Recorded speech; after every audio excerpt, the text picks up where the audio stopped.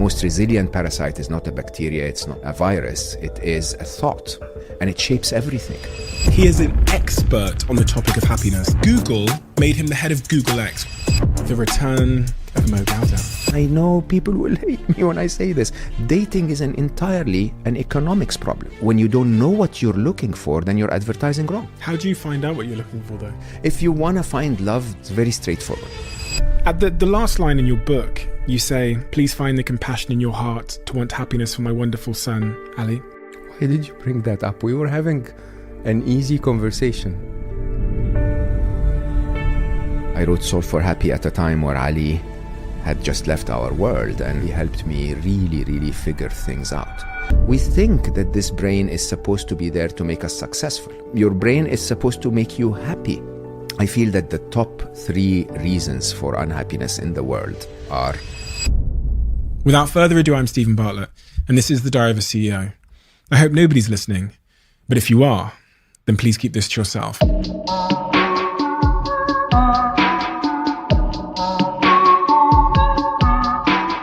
The return of Mo Gawdat. Oh man, no pressure. I mean, I don't really know what to say. So our first conversation, as you'll know, as I've said many times to my audience, is still to this date my favorite podcast episode of all time for so many reasons. It had everything that I've ever wanted from a conversation. It had the personal story delivered in a way with immense honesty and vulnerability and wisdom. Wow. I learned so much from that conversation. And of all the conversations I've had, whenever I'm asked, wherever I go, I say that conversation is the conversation that's had the most profound impact on the real fundamentals of my life than any other.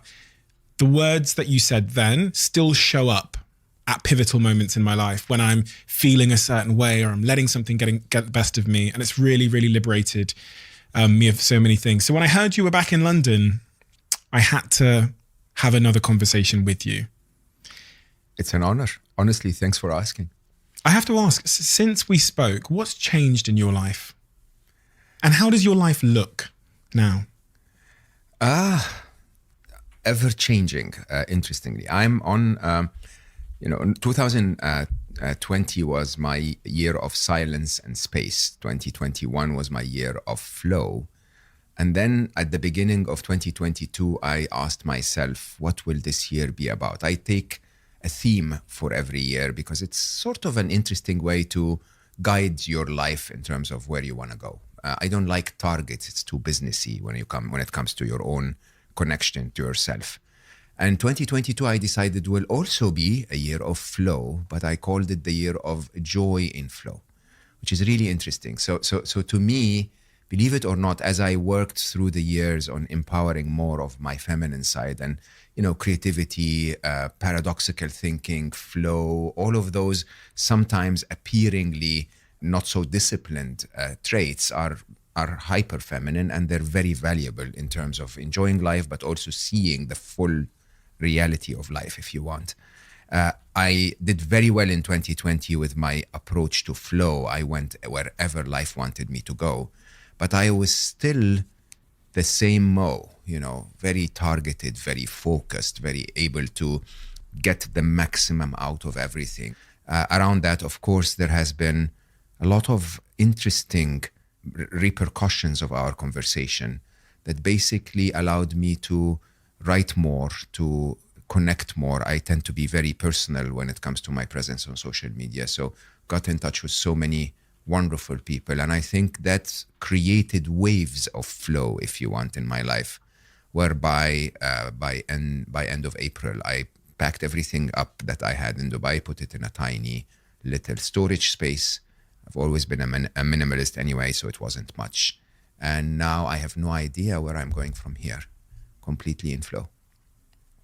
What does that mean? You have no idea where you're going from here? I'm in London because of my book publication until end of the month. And then we'll find out. There's something quite curious about that, because I think we tend to believe that we need stability or a home or, I don't know, those home comforts to make ourselves happy. So I think about sometimes in my life where where I was a freelancer, kind of like drifting through the world. I could do it for a short period of time, but in the long term, I ultimately craved that sense of home again. So I think we need both, right? I think we need a balance. I think the story that most of us don't realize is that every one of us wants an adventure and every one of us wants stability. Every one of us wants, at a point in time, a long-term, committed, wonderful, connected relationship, and a little, and at other times, wants the parties and the fun and rush and experience and so on. And I think context is a big part of what we miss as humans. That through life, context changes.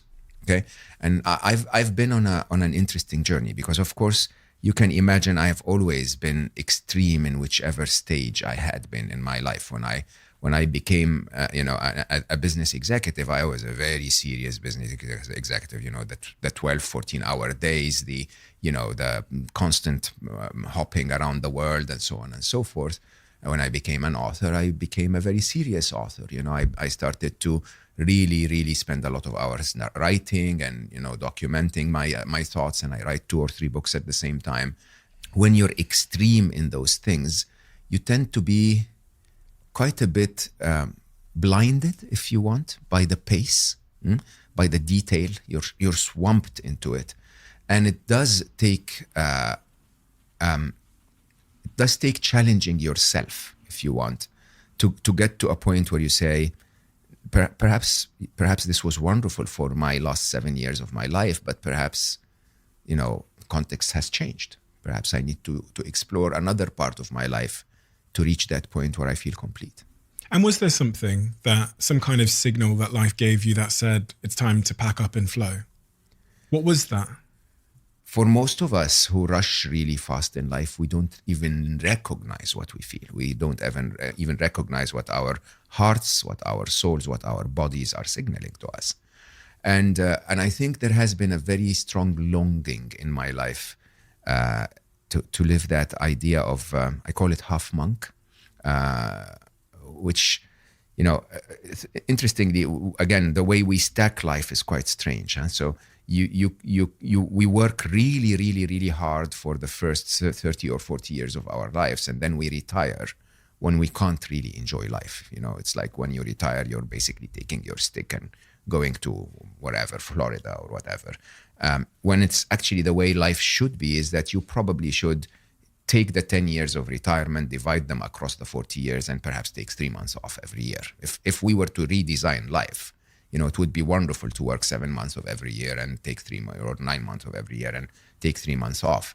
Similarly, if you look even at the spiritual path of some of the most renowned monks in the world, you go through a certain path through life, and then you stop completely, and then you become a monk, for a while, and then you may come back to life or become something else. And I decided there would be an interesting ambition to investigate the possibility of maybe 50% of your life as a monk and 50% as a modern day warrior, as I call it, right?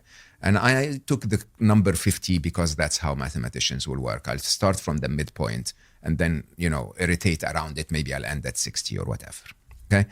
And it's actually interestingly possible. It's interestingly possible to spend 50% of your days in monk-like activities, which would be connection, reflection, some stillness and silence, some service to the world, and 50% completely engaged in writing. Writing I consider as a service, but like business and business conversations and coaching and whatever it is else that I do, being stuck in traffic and so on and so forth. Okay, and it was a stupid ambition, but then it started to become a lot more viable in my mind that actually I could do that. 50% of every day, 50% of every week, 50% of every year could actually be spent that way. And the thing you need to make that happen is to step out of the mainstream of your steady life. Okay. So I had a wonderful conversation with my manager, Munir, who, really wants our success and the success of the mission, but that sometimes makes him push me very hard to add stuff in my calendar. And I said, can you allow me the life of a creative? So can you cram my Tuesdays and Wednesdays to the point where I start hating you, but then leave my rest of the week free with one day that is negotiable between us? Okay. And that basically is even better than 50-50. Huh? So in those 2 days, I'm completely a modern day warrior, completely engaged in, whatever the modern world wants from me. But then that allows me the rest of the week, if you want, to do the other things that may allow me to find and reflect and maybe figure something out that is so much better for the days where I get engaged, right? So if my work is to spread some ideas, then silence to find those ideas is actually useful for it. And so that was the feeling. You said what was the signal? The feeling has been there for quite a bit of time. And then when the landlord said, hey, by the way, want the apartment back, I was like, great, let's do this. Let's leave the mainstream. Okay, let's go somewhere and see where that takes us, see where serendipity will show us. I think that's an interesting place to be. Are you single? I am single and not single. I think that may get a lot of people judging me. So I, again, in an interesting way, found that my current lifestyle does not qualify me, if you want, for a committed relationship. Okay, but that a committed relationship is one specific definition of relationships that I think our world has stuck to for a period of time that evolved, okay? There are multiple definitions of relationships today. I think if you look back 20 years, 30 years at most, you'd realize that singular traditional model excluded all same-sex relationships, all bisexual relationships, all this and all of that. It also excluded relationships that were not till death do us part, and so on and so forth.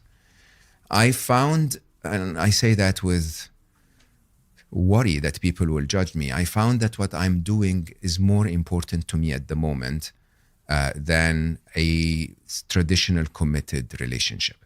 Okay? Simply because I feel that an hour spent with one person could also be an hour that I spend helping 1,000 people. Okay?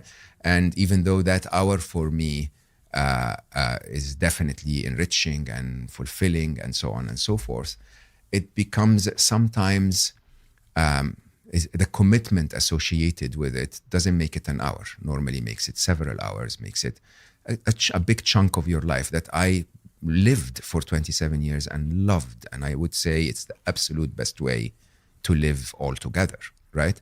But it's definitely not something that from a current phase of my life where the focus of where I want to put my chips, if you want, my hours of my life is where I want to be. And so I end up in very, very connected, very deep, very wonderful and loving relationships that are super honest, but not lasting.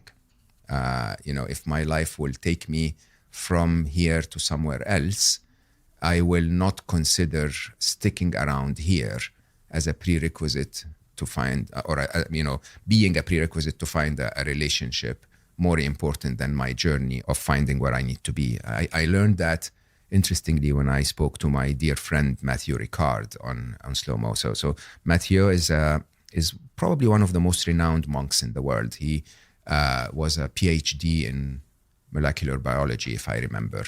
And he quit his life and went and became a monk. And he had 60,000 hours of lifetime meditation, which reconfigured his brain in a way that was publicly a very, very interesting science study. He was called the happiest man in the world because of that. And I asked him and I said, why, Matthew? Why would you leave your life and your girlfriend and he was French living in Paris and your PhD and go and become a monk? And he said it would be very unfair to have someone in my life expect me to be there all the time when what I wanted was my pilgrimages and to be next to my teachers and my time of isolation and my alone time in my hermitage and so on and so forth. He basically said, it's not a promise I can make. If I make it, I would be lying. And I think that probably was a very enlightening moment for me, because there are many things I give up on in my life that would make my life richer. But they're perhaps not on my path, at least not for the time being. Is this do you view that as a phase in your life, or do you view that as... Definitely. Everything is a phase in your life. Definitely. I think that's the changing context, Steve, is probably the biggest failure of humanity. The changing context is we have a tendency, because we are designed as survival machines, to want things to remain exactly the same. If it's comfortable, if it's safe, let's keep it, right? I want my same coffee machine every day because I know that machine. I know it really well. I can make amazing coffee with it, right? And so, of course, when it's time to pack things, I needed to hug that machine and say, okay, baby, I'm not going to see you for a few months. But the truth is, there are many places all over the world that will make an amazing coffee too, right? That attachment is one of the biggest reasons for unhappiness in life. It's the idea of, I want my glass of water. I don't want a glass of water. I want my mug. I want my glass of water. I want my streets. I want my commute every day. I want my job security, and so on and so forth, which is beautiful. And by the way, every single one of us needs to live that for a phase of our life, for a season, if you want. Okay? But the failure to recognize the changing seasons sometimes results in a narrowness of our life that makes us stick to one path.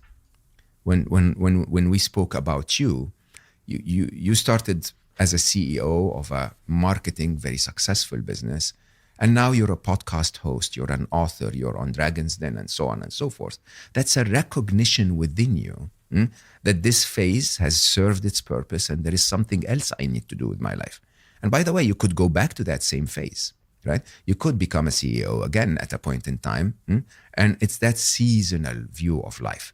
And big part of flow, where I'm trying to live my life now, is to recognize those seasons, is to say, look, I had an amazing woman for 27 years, right?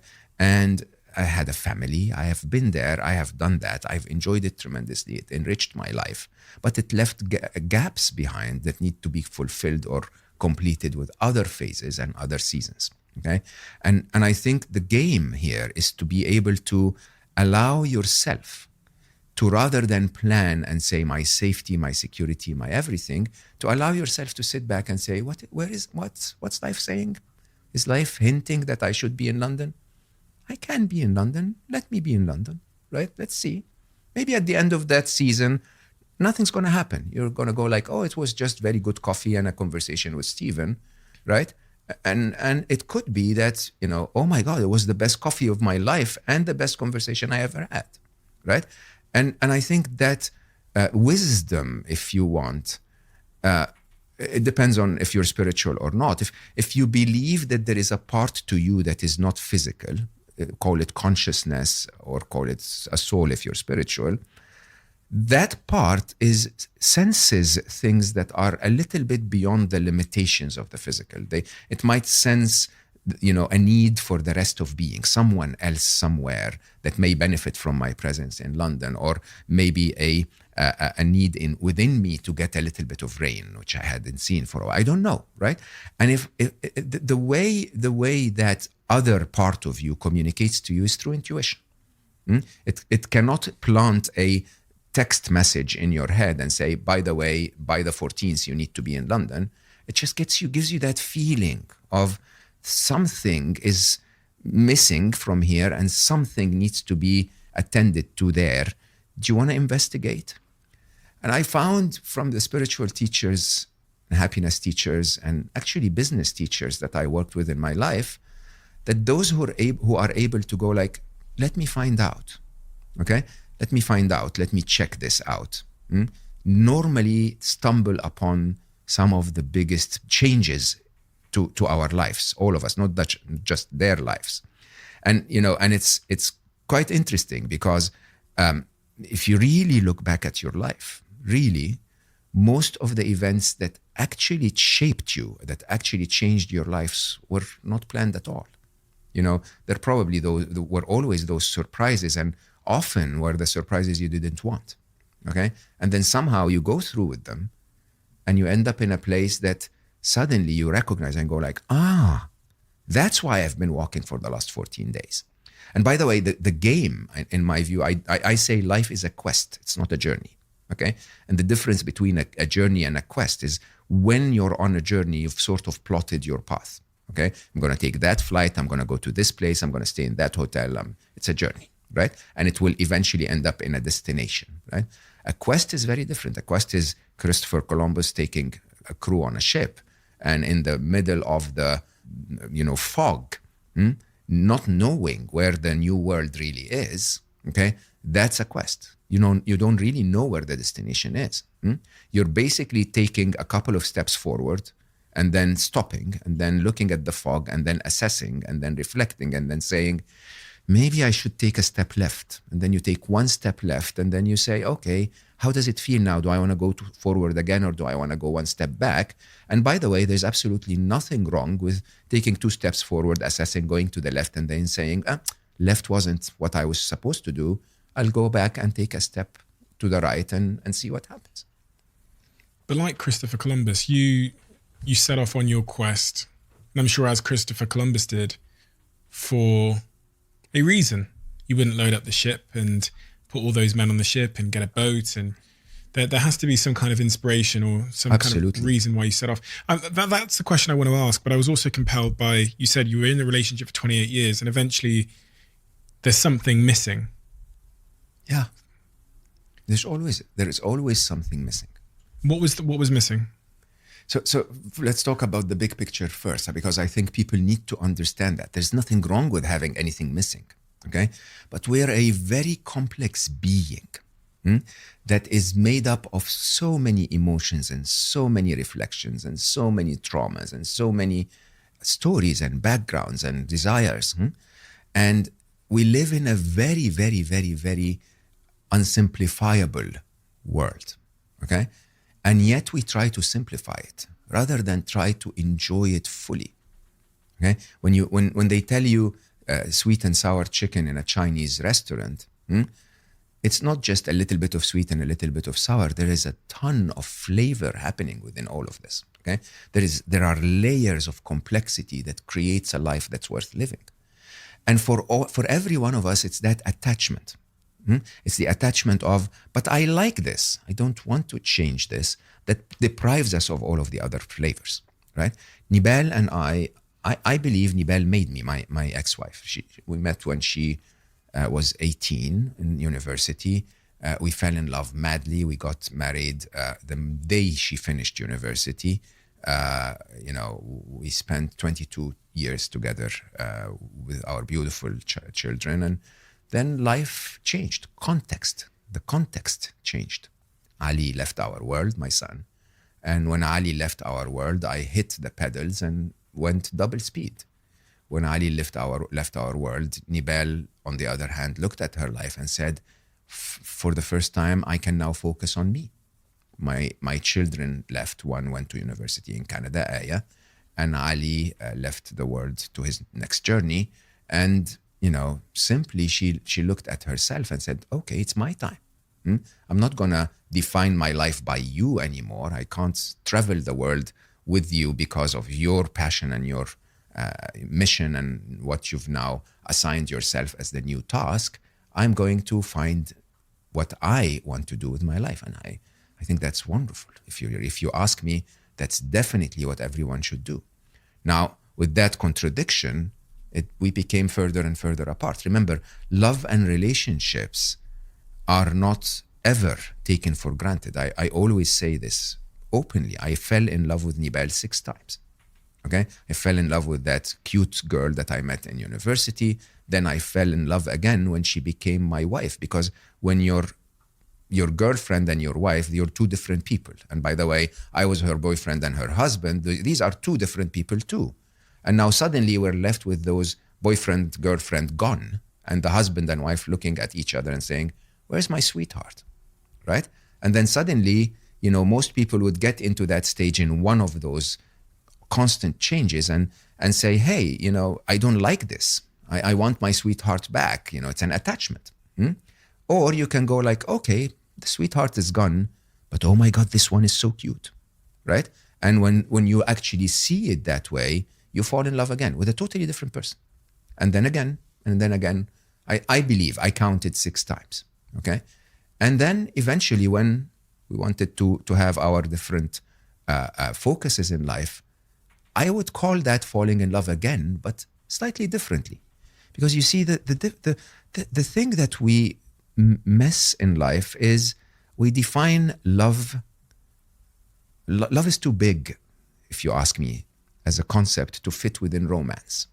Okay, we've narrowed love down to that story that Hollywood told us, which is love is just romance. Okay, it's a romantic relationship between 2 people. It has intimacy in it, and it has to be this and that, and they have to live that way. Okay, the truth is no. I believe there are 20 ways 2 partners can enjoy and benefit from the company of each other and grow together. 2 of which are sex and intimacy, and we've defined love as per sex and intimacy. Okay, so if she's not your woman, as in you're sleeping together, does that end the love in any way? Okay, as a matter of fact, if it ends the love, then it was never love. If you really think about it, huh? And so we define our relationships that way, and I think that's a recipe for disappointment, because in reality, every relationship will always go through those changes. There will be times where sex won't be great, and there will be other times when your spiritual connection is at its best. And, it really is entirely around, again, the layers and the flavors and how you can choose each one of those and embrace it and grow it and make it a prominent, live it as much as you can with that person. And yeah, if one of them ends, my feeling is that the rest should not end. The rest should grow. You more than anyone, though, after those 20 plus years of being in a committed relationship, will understand the value of that committed relationship and the place that it would, I'm presuming, add value to your life now. But I guess there's an equation you're doing about what would come at the expense of that. And it sounds like, from my perspective, the thing that would come at the expense of that is your mission, your freedom, which you are also spending some time to really indulge in. No, I think we all make those choices all the time. It just suddenly becomes quite contentious when it's about love and relationship. Okay, but you know what? I left an apartment that I enjoyed because I needed to do something else. Right? I am here in London when I could be in Silicon Valley, for example, because they wanted me to talk about innovation there, because I need to be in London because I want my next book to succeed, right? So we all make those, choices all the time, and life, sadly, is a question of compromise, because you often say that the best of both worlds doesn't happen. You cannot have best of both worlds. You can either say I'm living fully as my number one priority to achieve A, and I'll achieve as much as I can of B as long as it doesn't contradict A. Or you can say I'll go for B and, I'll sacrifice a bit of A for that, right? And it's interesting because most people, especially the romantics, will say, but how can you sacrifice love? Love is the most important. No, a billion happy is more important than love, in all honesty, for me, to my personal love, okay? Because in my capacity to feel love for a billion people, okay? And actually try and dedicate my life to as many as I can reach with that, I tend to believe that prioritizing my own comforts and my own life and my own settlement, if you want, being settled, is selfish, to be honest. It's a different phase. It hopefully will happen in 2-3 years' time, but it's not the phase now. It's not the right time for it at all. Okay, and yes, I wish I could get A and B, and maybe I'll stumble upon that wonderful woman that is completely aligned and spends that my trips with me and supports this. And if I do, that's amazing. But if I don't, what would I prioritize? Life is a question of choices. You could be doing anything with your time. You know, you're clearly someone that is being very intentional about the use of your time and making sure that every hour of your time is allocated towards what you want, whether that is playing video games, or whether it is writing a book. So why did you choose to write a book called That Little Voice in Your Head? I feel that the top 3 reasons for unhappiness in the world, without competition beyond that, like they are by far bigger than all of the others, are ego, lack of self-love. And actually, in order, it would be lack of self-love, ego, and that little voice in your head. Okay? And the little voice in your head, as I say at the beginning of the book, that I would dare say that there has never been a moment in your life where any event had the power to make you unhappy until you turned it into a thought. Okay? So anything could happen. It's the story you tell yourself about it that makes you unhappy. It's not the event, it's the story, right? And so if I'm true to my commitment to try and make the world happier, then I need to talk about those 3 topics in 3 different books, if you want, or maybe some content of some form. But that's not the point. The point is what struck me and really, really puzzled me was that I realized when I wrote Scary Smart, and Scary Smart was entirely about technology and where technology is going and so on. I realized that we humans have the ultimate technology in our heads, a brain that is so sophisticated, so capable of doing things that are really, really beyond the capacity of any supercomputer still today. And yet, we know how to use our smartphones and our devices better than we know how to use that brain. Most people get trained on how to use Excel, but they never really get trained on how to streamline the thoughts in their head. Okay? And that appeared to me to be a very interesting engineering problem. And so the idea was to create that analogy between neuroscience and computer science. So the book in my mind was, if I can show people that those brains, the neuroscience of them, is actually similar, very analogous to computer science and the devices you have in your hand, because people already know how to use those devices, then that knowledge would allow them to use the brain as good as they use the devices. The basics here, which is the title of the first chapter of your book. And it feels like the first chapter really kind of introduces some of the inspiration behind why you wrote the book. You talk a lot about your wife and the illusions that you live under. What are the illusions that you live under, or you lived under? Again, let's think about the bigger picture first. Everything that you haven't visited and investigated and arrived at a competent, confident conviction that this is your own view is probably an illusion. Okay? Which is quite striking, because for a man like me who spends a lot of his time reflecting, we're submerged in illusions. Okay, everything from the value of a branded bag all the way to what the TV is telling us, what the government is supposed to do, and all of that stuff. Unless you've reflected on it and said, okay, I'm being told this, I'm behaving this way, which might be contradicting what I've been told, but I'm feeling that way, which might be a third contradiction. And where is my reality? It's safe to assume that this was an illusion. So a big part of that little voice in your head is an admission of all of the mistakes I made using that machine in my life, or not all, but many, not even many, but many mistakes that I've made using this machine. Not all of them, there are many more mistakes. One, I think the biggest of them was a conviction in my early years that my kids were a burden. My family was a responsibility, okay? Which does happen when they come to life when you're very young. I mean, I had Ali when I was 25. I was just turned 26, and I got married when I was 25. So basically, you start to feel responsible. You start to prioritize work. You start to go out in that treadmill, the hedonic treadmill, and just run. Okay, and the pressure that you that you put on yourself when you do that makes you start to think, okay, they are the reason why I'm working so hard. They are the reason why I'm stressed. Okay? When in reality, if you had asked them, they would have said, Papa, just come play with us, right? We don't want more than what we have. It's me losing context and running like crazy that made me think that way. And the basics of the challenges we have with our brains is that we believe what our brains tell us. Okay? So when my brain tell me they are the burden, they are the challenge, my whole being responds to that. My whole being starts to behave that way. Okay?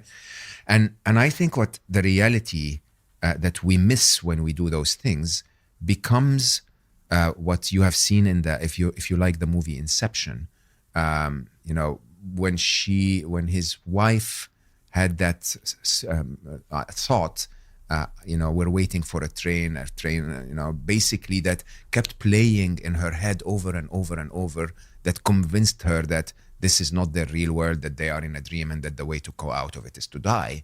That actually led her to committing suicide.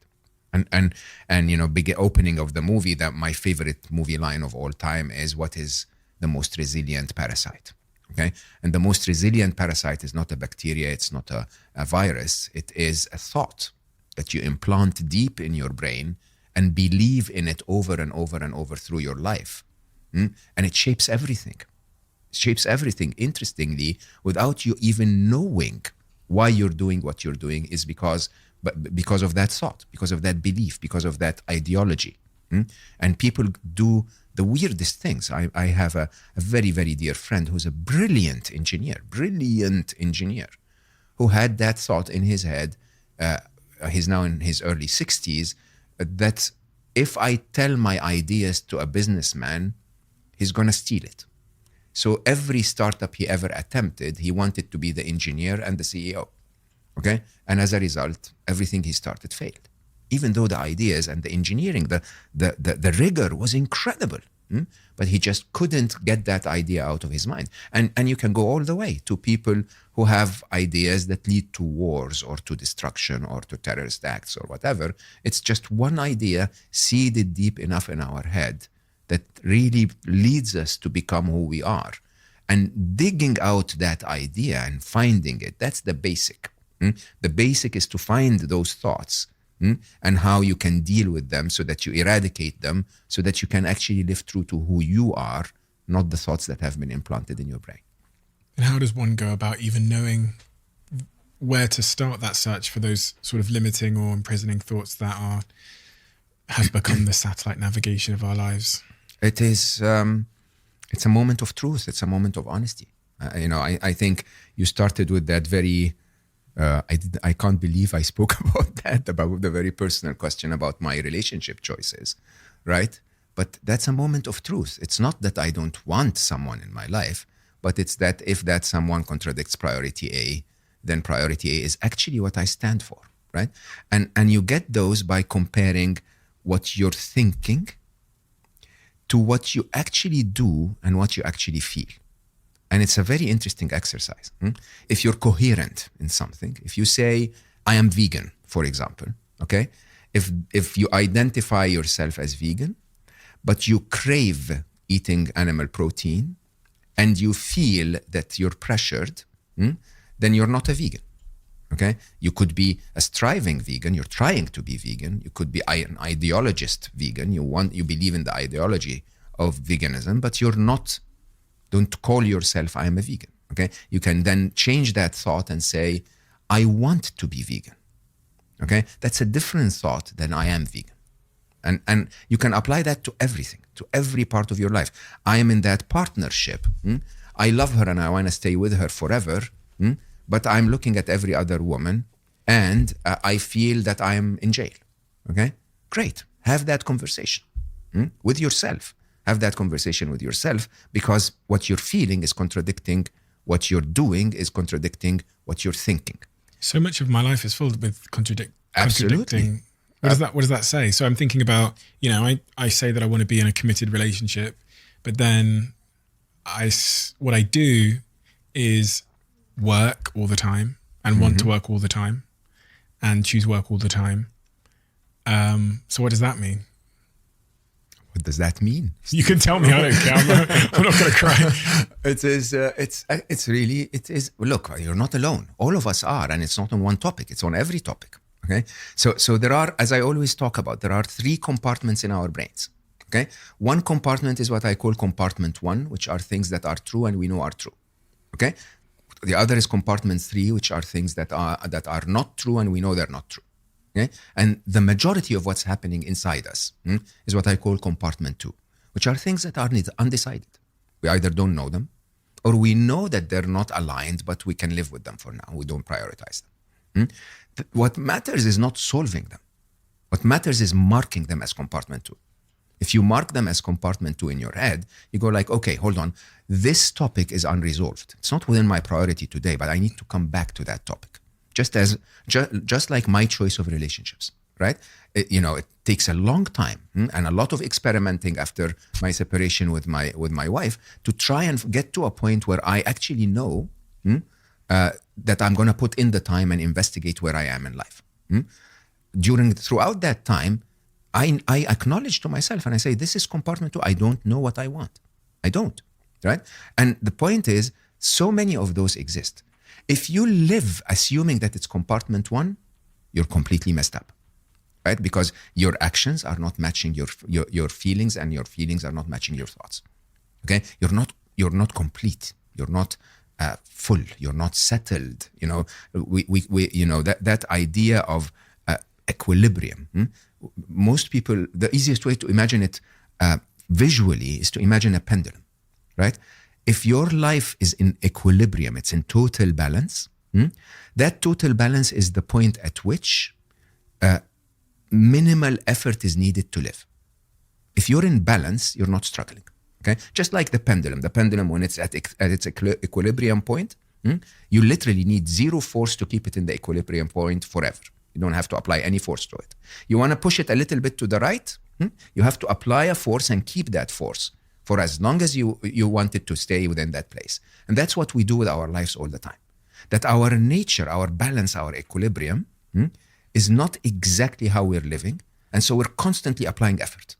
We're constantly trying to be in a place that is not our natural place to be. We want to be there, so we apply the effort. Is there anything wrong with that? Absolutely not, because life is cyclical, okay? And life is all compromises, as we started. But the trick is to say, when I am in that place, I am aware that this place is not my natural tendency, and I am okay with that, because that place gives me A, B, and C. There is a utility to that place. At the same time, I want to tell myself openly that I'm heading from that place to that point of equilibrium. That could be by saying, in the next 7 years, I'm not going to do anything about it, but in 7 years' time, I'm going to start to head in that equilibrium. Or you could say, I'm going to take a step every day for the next 7 years, whichever way you want. Or you can also tell yourself, I don't care. I know it's not my equilibrium, but I'm going to do it anyway because that's what I believe in. I think that's very much the state I'm in. Okay? If you ask me, I'd like to be in, 50% of the year doing absolutely nothing, okay, with someone I absolutely love, with a very simple life, but that's not my life every day. And I know that to be true, and I will do it for a while to go, because I have assigned myself something that I believe requires that effort. Okay. The other thing that humans do, most of us, is we leave a lot of pendulums out of equilibrium. So it's actually quite easy to tell yourself, look, my number one pendulum is my work. Okay, I'm going to put that in equilibrium. Then my second, pendulum in importance is relationship, or reverse them if you want. The third is my impact. The fourth is my friendships. The fifth is my health, and so on. And then the game is, if you want your work to actually benefit, put the others in equilibrium. Okay, or acknowledge to yourself that they're not, but don't complain about it. Don't feel bad about it. Okay, and if you do that, you manage to then simply focus yourself on the one that is your most priority, and then life is, in an interesting way, linear that way.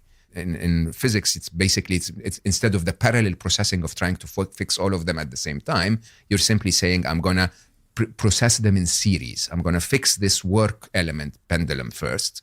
And when it's done, I'll fix the next one. And then when it's done, I'll fix the next one.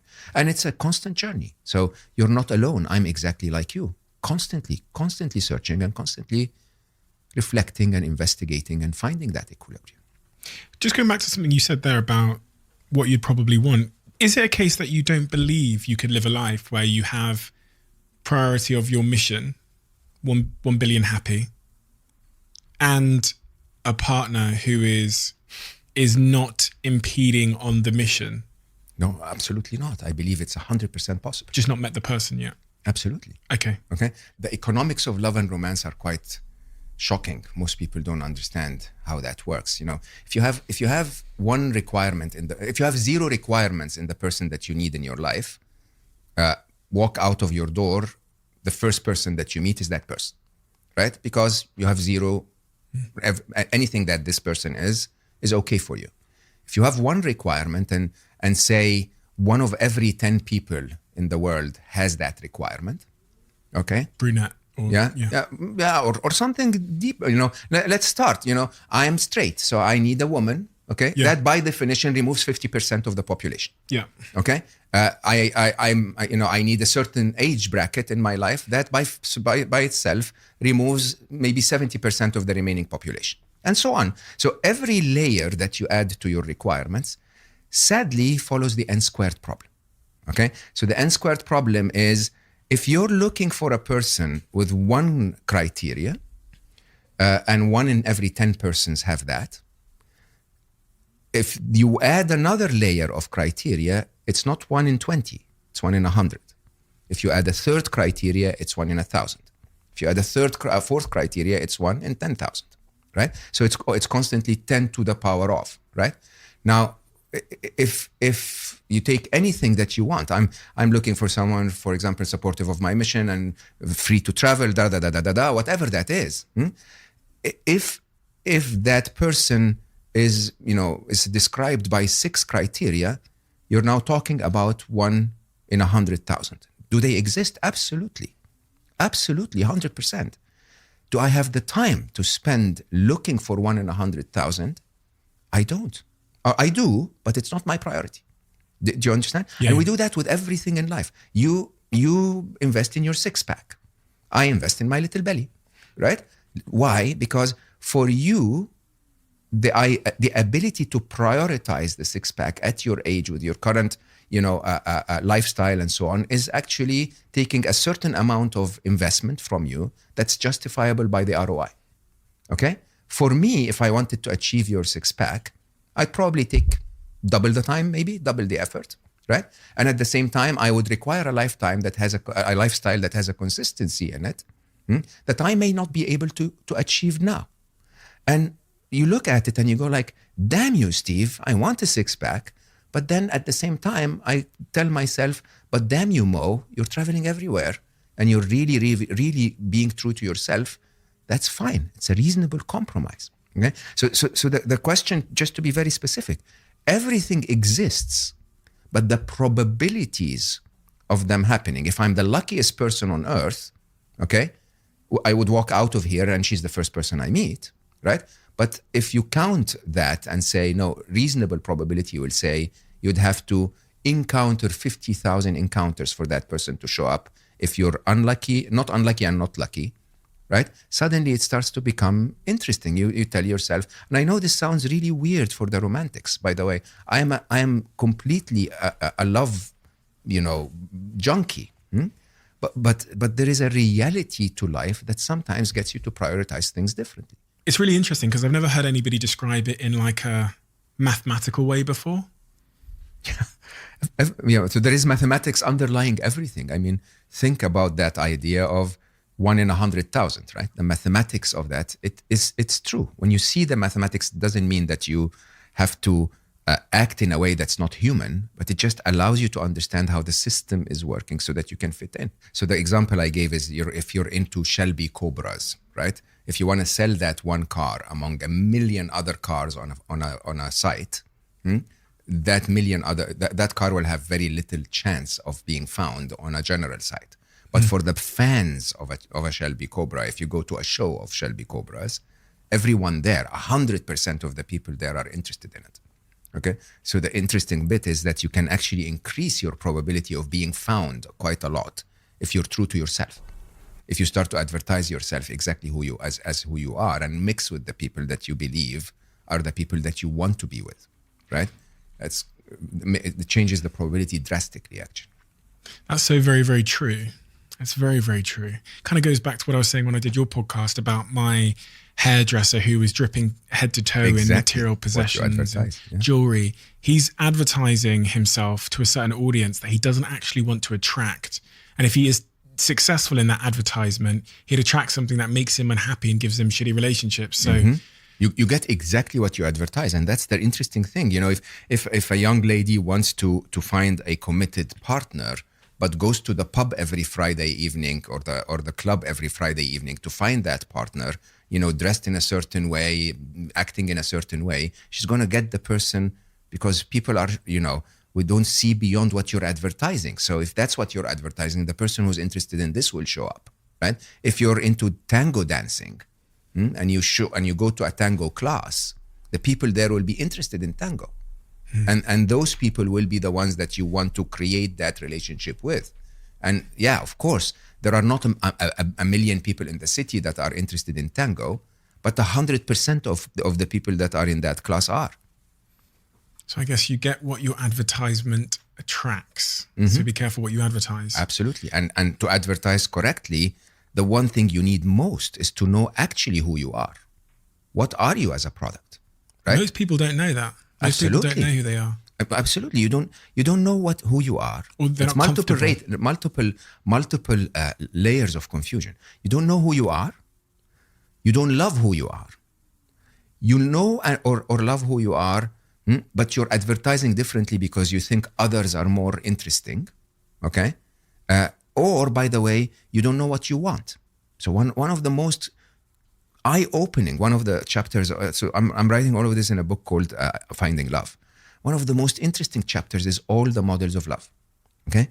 And it's so eye-opening today. Someone in my generation only believed that the only way to be with someone is to have a traditional relationship. Look at all of the models that are available in today's world, you know, all the way from hookups to a lifetime commitment, everything's available. You know, and when you don't know what you're looking for, then you're advertising wrong. How do you find out what you're looking for, though? Again, it's the triangle. What am I thinking? What am I feeling? And what am I doing? Okay? So openly, some of us will say, especially if you may say, for example, you're a woman in her 30s, okay? And you want a child. You want a child. You feel it in you. But you're so, so when you look at that triangle, what you feel is, I want a child. But your actions are, you're dating people without talking about the topic. Okay? And then what you're thinking is, maybe if I tell them I want a child, they will not want to be with me. Which is quite interesting because, yes, if they don't want to be with you when you don't want a child, you don't want to be with them either.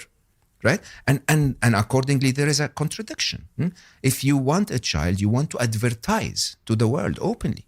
To say, when you meet someone, before you get too involved, you say, what's your position on the topic?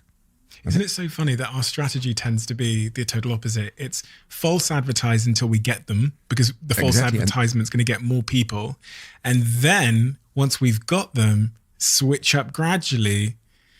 Well, I don't even know if it's a conscious decision to switch up gradually, but it's an inevitability. You can't act for years. So eventually, once we've got them on the false advertisement of who we think they wanted us to be, then we'll change. And that's when all the conflict in relationships happen, is when absolutely you find out realize this is not what you wanted at all. Yeah. And you've attracted you attracted the wrong person, and you're stuck by acting. Yeah. But the more interesting part of this is we're prioritizing for the wrong target. Yeah. So remember, if you really sit with yourself and you say, what do I want from a relationship? I want a committed partner that wants to have a family with me. If you come to that choice, you would behave very differently. But interestingly, you have this other conflicting thing of, but I want reassurance that I'm interesting and people are still, men are still attracted to me. So I'm going to go out dating others who are not, just to make sure that when I find this guy, I'll be, still ready to grab, right? That doesn't make any sense at all. Because by the way, the ones that you're attracting are not a resembling sample to what you're actually looking for. And I know it sounds really weird when you talk about those things in mathematics and probabilities and sets and subsets and so on. But believe it or not, it's entirely, and I know people will hate me when I say this, dating is entirely an economics problem.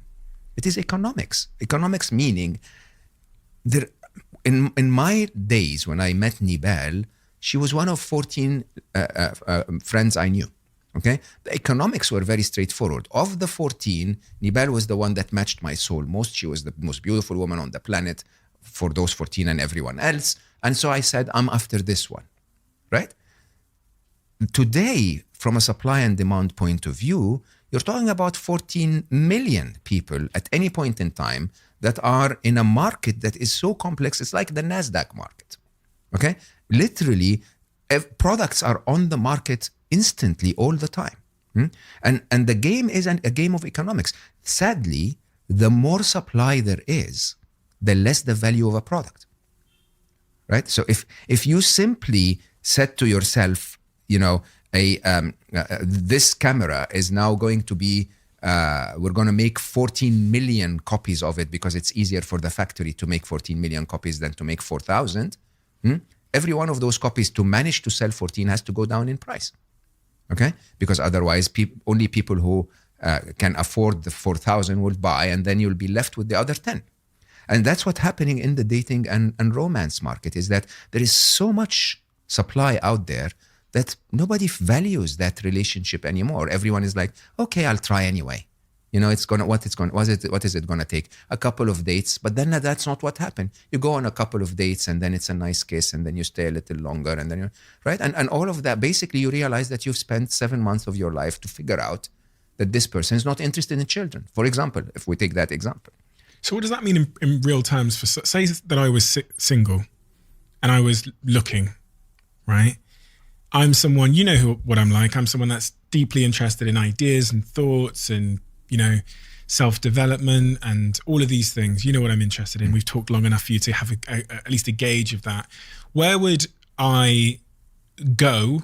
Is it a place? And where would I not go? It could be. I mean, if you want to find love, do what you love. It's very straightforward. Huh? Yeah. If you're into reflection and personal development, go to personal development conferences, sit with personal development people like me. I'll buy you coffee anytime. Go to a retreat, for example. The people that will go to the retreat will be the type of person that you're looking for.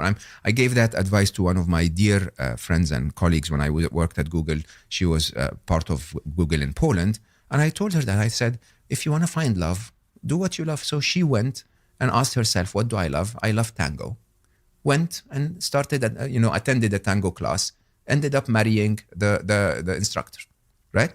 It's simple. You want someone that matches you, go to the places where those things happen. Those places could be physical places. They could be online, okay? They could be serendipitous because you're searching for those things. But just know what you stand for. I'm, not a party animal. I'm never going to find my match in a party. So do I go to parties? No, I don't really. I mean, I go sometimes when there is a reason to go, but otherwise, no, I don't. That's not how I spend my time. Quick one. We bring in 8 people a month to watch these conversations live here in the studio when we're here in the UK and when we're in LA. If you want to be one of those people, all you've got to do is hit subscribe. You asked me a question about money. And then you said, what does money mean to me? And then when I asked you, you said you've come to learn that you think money is one of your illusions. What did you mean by that? Money is an illusion at every level.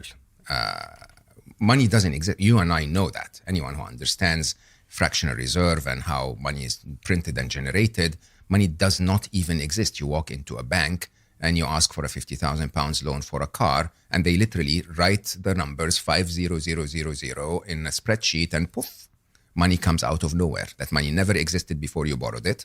okay? And will only exist when you work your backside off to pay it back, right? And interestingly, that illusion was created to make our lives easier, and then it ended up making our life a lot more difficult. Now, why? Because most of us are so chasing the revenue side of money without a full understanding of the cost side of money. Let me try to explain. For you to get a job in London that pays you £100,000, just for simplification of the mathematics, you have to live in London, which costs you £70,000, for example. I don't know London very well, but let's say these are the numbers. But on top of the £70,000, it also costs you your stress. It also costs you being far away from your mom if your mom lives elsewhere. It costs you, your time, which is your most valuable resource. The only thing you really have in your life is your time. And it costs you so many other things, right? And so most people don't understand the cost-benefit relationship to start. Now, you take that and then you add a Louis Vuitton bag or a fancy car, and suddenly your money is not even going as far as it could, because you could get yourself a bag that is beautiful and everything for £100, but then you choose to buy one for several £1,000s, and then you have to work harder, which makes you pay more costs, and the cycle becomes even more vicious, right? You continue further than that, and you start to say, so I save some of my money in the future, but your savings are suffering inflation.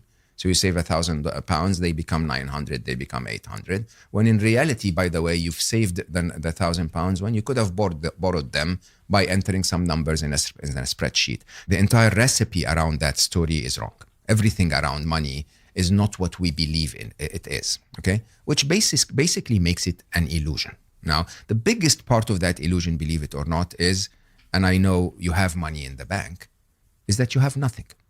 I don't know if you realize that. Most people don't understand that if I have £100 in the bank, I literally have nothing. I have nothing. The bank has my £100, and the bank can decide whatever they want to do if they wanted to take it away from me, okay?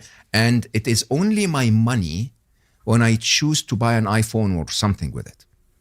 For that one instant, that money is mine. And then once I get the iPhone, it's not mine anymore. I now have the iPhone, right? You basically assign that money that is never yours, it's the bank's, until the minute you spend it, to spending it on things that most of us don't ever interact with. I mean, look at your own home, anyone listening to us, and how many things you have in that home that you've not ever used, ever. You saw that pair of shoes in the window and you were like, oh my God, I have to have them, spent several hundred pounds on them or several tens of pounds on them, and then ended up taking them home, never ever putting them on, right? Now, all of that waste along the way, the cost of earning the money, the things that you spend it on, the actual value of the things that you spend it on, basically tells you that there is one truth to money, which is I have basic needs. I have basic needs, and my basic needs are to be reasonably covered, reasonably fed, reasonably safe, and so on and so forth. And in the Islamic culture, we call this rizq, which is different than income. Rizq is not how much money you earn, it's the good that money brings you. It's, did you eat a meal today? That is actually what you're looking for in life. It's not the money that gets you the meal, okay? What you're looking for is the meal. Could you actually buy something for your daughter today? The thing is what you're looking for. It's not the money that got the thing.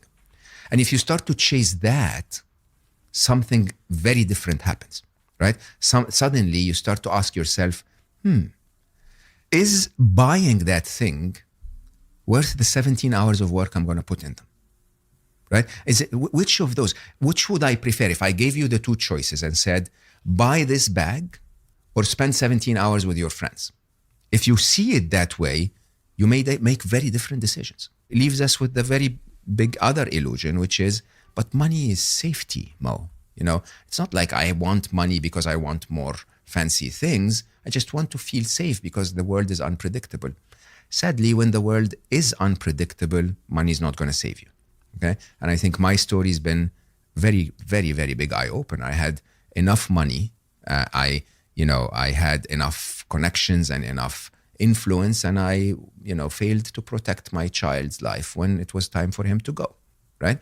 I think we know many stories of someone that maybe falls and breaks your back. What will your money do for you? Safety is a much bigger thing than just a little bit of money in the bank. And by the way, safety is an attitude, is an idea to tell yourself, when I need it, I will make it. When I need it, I will have it. Perhaps the answer is, I don't need so much of it anyway. And I think, again, like everything in life, you want to have the skill of making money. Money is power. Again, when you were speaking on slow-mo, you basically said, I love the idea of being able to build this setup for the podcast, of spending on my show and so on. That's wonderful. Okay. Money is power. But it's power as long as you own it and it doesn't own you. The minute money owns you and lack of it starts to distract you, and looking at how much your other friend has and he has a little more than you, it hurts your ego. Once it gets into that realm, then money works against you. It doesn't work for you.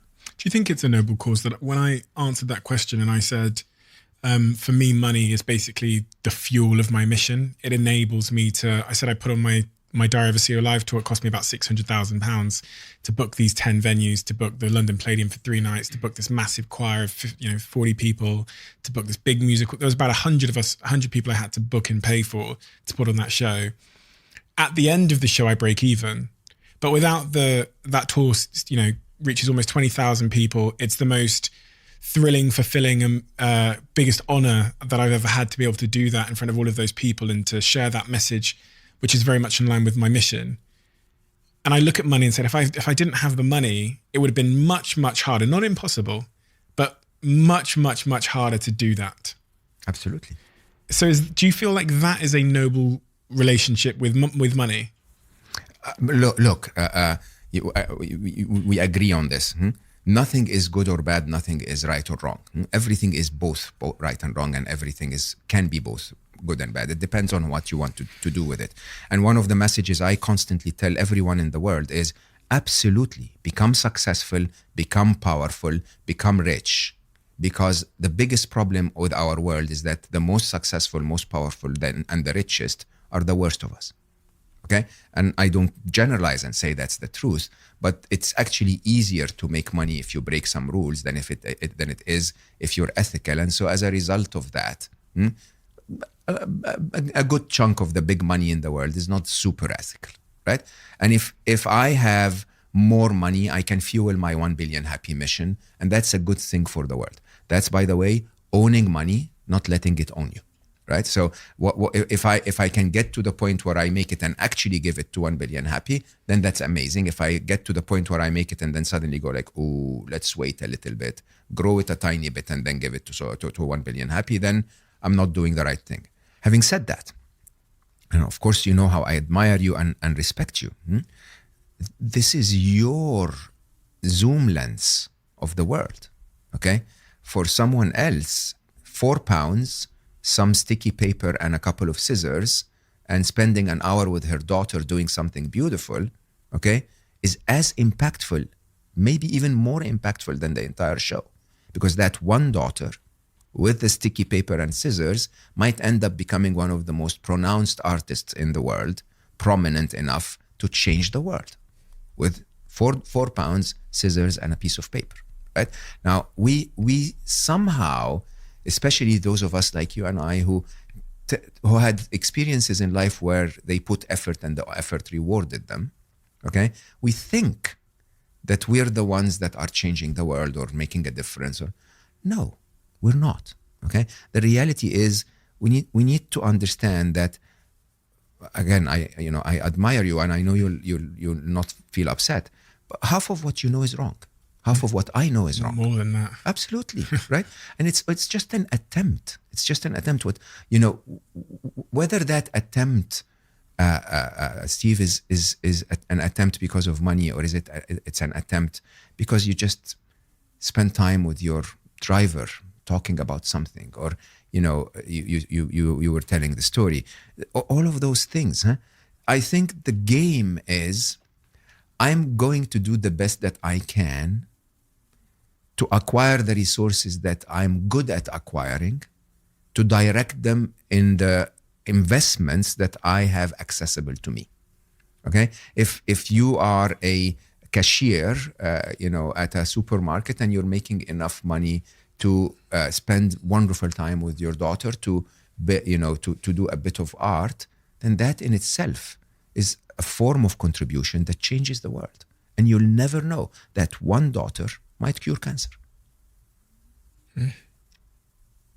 It's interesting. I was bouncing around in my head back and forward about the role that a lot of my, I don't know, maybe my traumas and insecurities are playing in driving my decision making around these things. Obviously, putting on a big show, you have lots of people there that are clapping for you. There's lots of admiration. It's very massaging of the ego.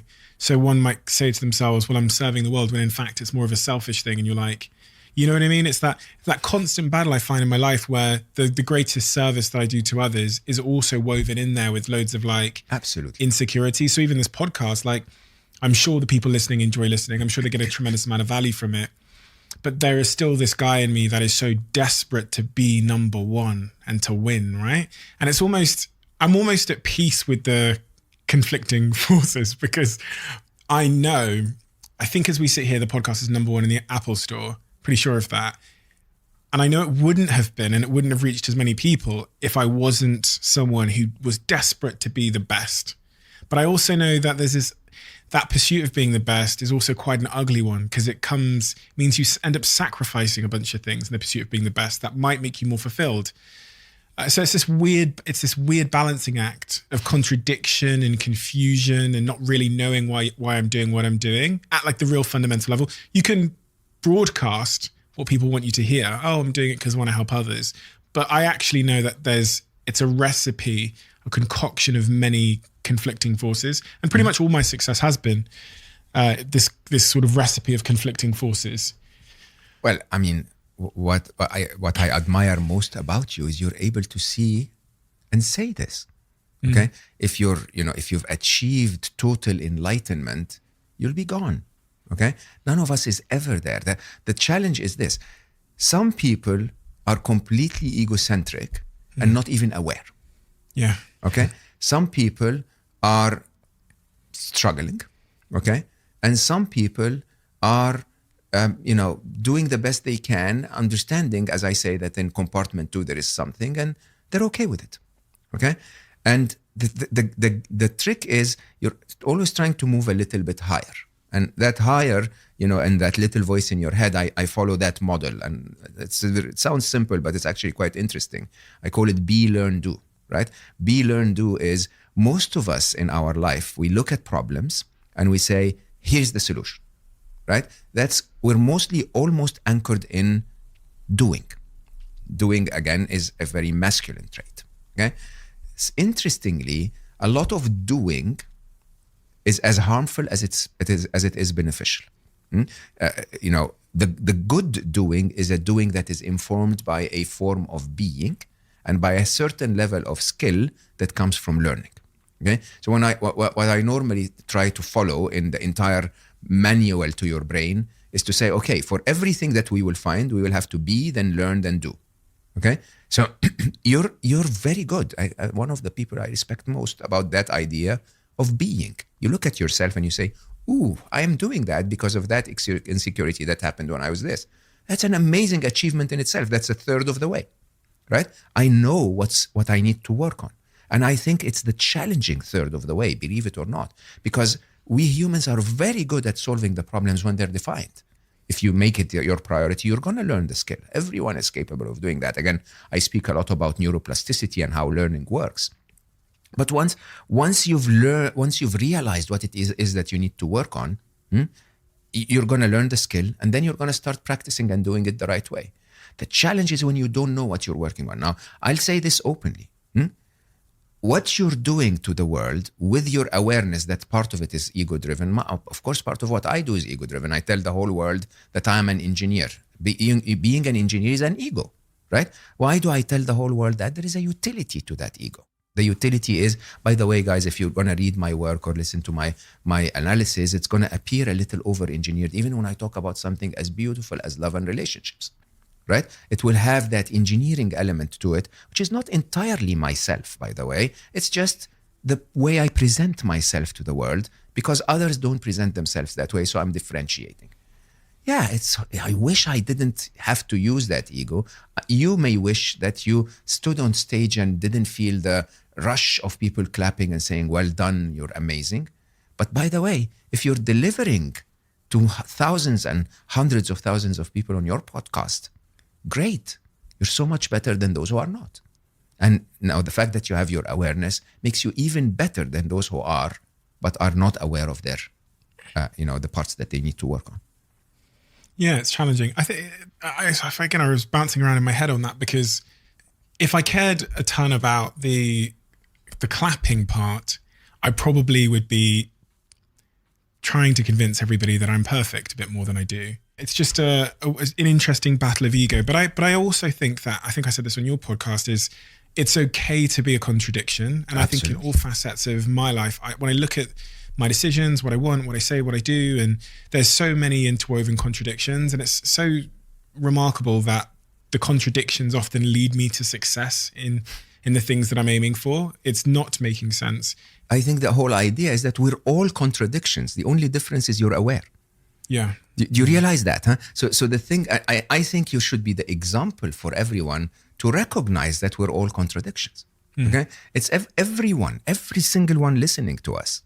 Life is a contradiction. This is why one of my favorite feminine qualities is the ability to embrace paradoxes. Right?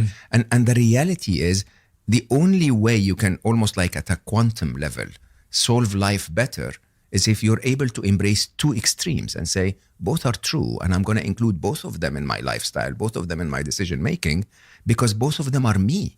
It goes back to your point about the equilibrium as well, that the reason why the pendulum sits in the middle is because it's that balance with two opposing forces. Gravity has balanced it on that particular point, but when you apply one force to either side, it will swing into a direction. Maybe balance is being a perfect contradiction. Absolutely. Balance is always a contradiction. Okay. Balance is that ability to take all of those forces. Now, you have to imagine, I separated them into 6 forces and said your health, 6 pendulums. Your health is one and your love is one and this is one. But the reality is you're one pendulum. So many forces are applying from so many directions. And the contradiction is not just, if I work harder, I'll make more money or less money. If I work harder, I will also be a little more stressed. If I work harder, my relationships will be affected. And each of those, eventually you're ending up in one place that is very, very complex. We're a very complex being as a human, and we're dealing with an even more complex life. And the thing is, we need to take it easy on ourselves and say, yeah, I'll figure out my relationship bit in a while. I now need to figure out my 1 billion mission and a little more, or I need to figure out this more, or I need to do that more. And it's okay to say it's never perfect. It's absolutely never perfect. The game is, if I told myself, no, hold on, I've done the thinking and this situation is my perfect situation, I'm doomed. Because I'm basically telling myself, keep that pendulum in this place and defend it with your life. Okay? Put all of the effort in the world when that pendulum is in the wrong place. It's not in balance. In your book as well, that little voice in your head, you describe how like all thoughts aren't really made equally, and that there's different sort of categories of thoughts. And Yes. some of them, like observation, are closer to the truth than others. What are the different categories of thoughts that we have in our head? The first challenge with thought is that we create our thoughts from the wrong ingredients. So if I gave you bad vegetables and told you to make the best salad recipe on the planet, it's still going to taste bad. And the reality is, we have only one proper ingredient that we should allow into our brain so that we create proper, accurate thoughts. And that one ingredient is actual observation. Okay? Observation is, I look at this glass and I say, this glass is 37% full. Okay, that is an observation. Yeah, we can debate in physics if it is or if it isn't, and so on. But in the typical way we look at life, this is 37% full, right? My brain would then tell me, if I used that information, I may ask someone in the team and say, guys, can I please have a little bit more water? My brain would then tell me, no, hold on, it's tapered. Okay, it is not the same from the top as it is from the bottom. No, you've calculated wrong. No, you're getting old and your mathematics are not accurate anymore. You can go into so many different inputs into your thoughts that would debate that fact that it is more empty than it is full. Okay, you take that and you can find them in categories. One of them is conditioning. Believe it or not, one of the most frequently used sources for creating your thoughts is not what's happening in the world at all. It's your conditioning. And your conditioning creates thoughts within you that are not at all a reality. I speak about an experience where I was dating a Buddhist girl who was very calm and wonderful in every possible way. And, two of our best friends were a couple, and they had a big fight before coming to our place. And so anyway, the girl basically said, Mo, I need to talk to you about something and, want to ask your view. And she sat next to me, very, very, very good friends, all the four of us for a very long time. And so she hugged me. She sat on, put her head on my shoulder and cried. Okay. My girlfriend came in and said, excuse my English. She said, take your hands off my man, you B. Okay. And, I was like, whoa. She's one of the calmest people I know. What happened here? And what happened was she had been cheated on before, right? By her best girlfriend and a friend of the person she was dating at the time. And the input into her head that said this girl was sort of doing something inappropriate with me was coming from the fact that she had that conditioning in her. It wasn't the event itself. The event was highly exaggerated by the conditioning. So we're unable to find that when we look at the makeup of our thoughts. The second and the third are recycled emotions and recycled thoughts. Okay, so we recycle so much of what our parents told us. Recycling of a memory or the recycling of a thought. Your friend tells you, hey, by the way, all men are cheats. And you recycle that thought, okay? All men are cheats, all men are cheats. And then, you end up making decisions based on that. The fourth, and I think the biggest challenge we have in the modern world is the mainstream media, basically. The large advertising media story that we're told that is a ton of input, whether it's movies, it's social media, it's tweets or reels, or if it's the BBC or Channel 4 playing the news. And the reality of what we're getting is we're getting a highly biased section of life. Why? Because of the human nature, which is around negativity bias, humans are only paying attention most of the time to the negative side of life. All of those outlets are constantly using that negativity bias to broadcast to you what's actually not the full truth, but the negative side of the truth. So, a channel will not talk about a child that went out with his mother and played on the swings. They'll talk about a child that fell in a well and we have that disaster.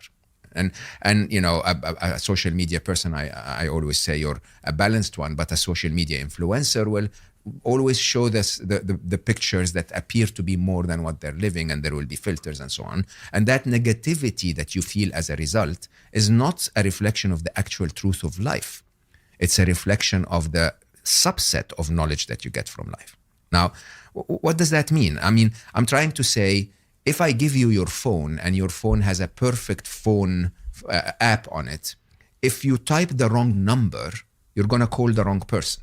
Nothing wrong with the phone, nothing wrong with the app. Okay? In your brain, if you put in the wrong data all the time, if you allow all of that negativity coming from the media and the news, if you allow the conditioning to be part of your decision-making criteria, the recycled thoughts and emotions, then you're eventually going to end up calling the wrong action. Okay, and I think the reality is that at that very fundamental level, unless you start to really iron out all of the wrong inputs, there is very little possibility that you're actually going to get to the accurate output. You were talking about all these types and categories of thoughts and all of these inputs. One of the inputs is the mainstream media. Some of the inputs come from, I guess, our conditioning and experiences. And when you talked about the glass and your observation that the glass is 37% full, how do you know that that's not your conditioning speaking? How do you know that that's not the influence of the mainstream media? How do you know that there's not a second layer that's running over what you're seeing called your perception that is influencing that? I'm trying to figure out for people listening how they can distinguish between a thought that is truth and observation and worth pursuing and incredible, and one that is conditioned. Or you're spot on. Okay, this is 37% full is my brain's calculation. Let's use a simpler example. You have an argument with your partner. The next morning you wake up and say, he doesn't love me or she doesn't love me anymore, right? The argument is what you observed, that there was a bit of a tension, that those specific words were said. That's observation, right? Observation is literally like narration of the situation. That's it. And if you can stick down, you can take yourself all the way down to narration, you're done, okay? I observe that you're sitting cross-hand, crossing your arms. That's an observation. My brain could take that observation and say, he's bored, he's protective, he is angry with me, we've been talking too much, whatever, okay? I can translate it into a million things in my head. None of them is true. Okay? The only truth is Steven's sitting in front of me and he's crossing his arms. If I accept that to be the truth, then my brain suggests those other things. I can then ask and I say, have we been talking too long, Steve? Should we take a break? Can we do this? Can we do that, right? And then you would say something, and that would be my next observation. I can include that in my analysis as another fact, okay? Without those facts, sadly, what happens to us in life is that we're completely absorbed and consumed by stories that we've built. The story is, this is 37% full. That's a story, believe it or not, even so though it appears to be very accurate. It's a story that includes, hey, by the way, Mo, you're good in geography. You've done your mathematics really well. You've looked at those two. It looks as if and it's a big story. And I would tend to tell myself, hey, it's 37. If I complemented this with, I think it's 37, it could be a little more or a little less. That's a much better observation.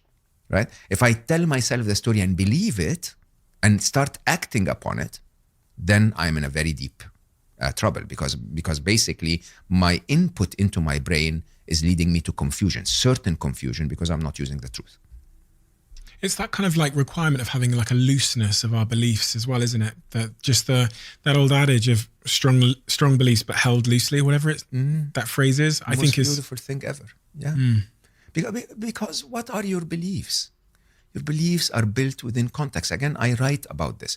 There was a proverb in Egypt that was developed in the times of poverty and famine. People couldn't have enough, and it was a difficult time. And it basically said, as far as extend your legs as far as your blanket goes. Okay? Interesting. It's basically within context, it invites people to say, hey, live within your resources, live within your means. It's not an easy time.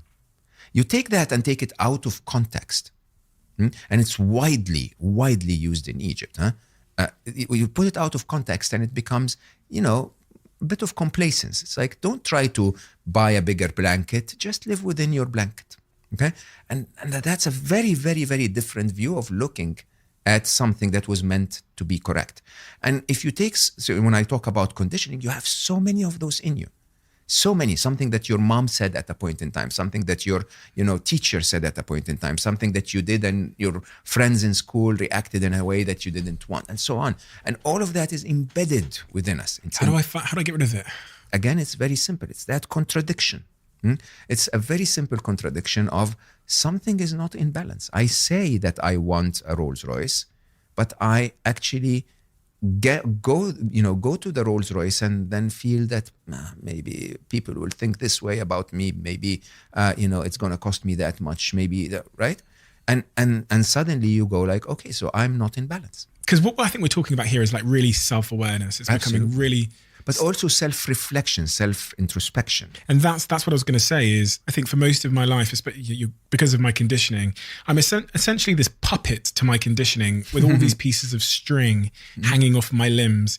And self-awareness is the process of gradually cutting one of these strings at a time and taking back more control of why I'm doing what I do in my behavior. So that like journaling or producing content, that introspection and self-reflection has been the cutting of these strings one by one, or you could view it as the turning on of lights in a room so you can kind of navigate better the world.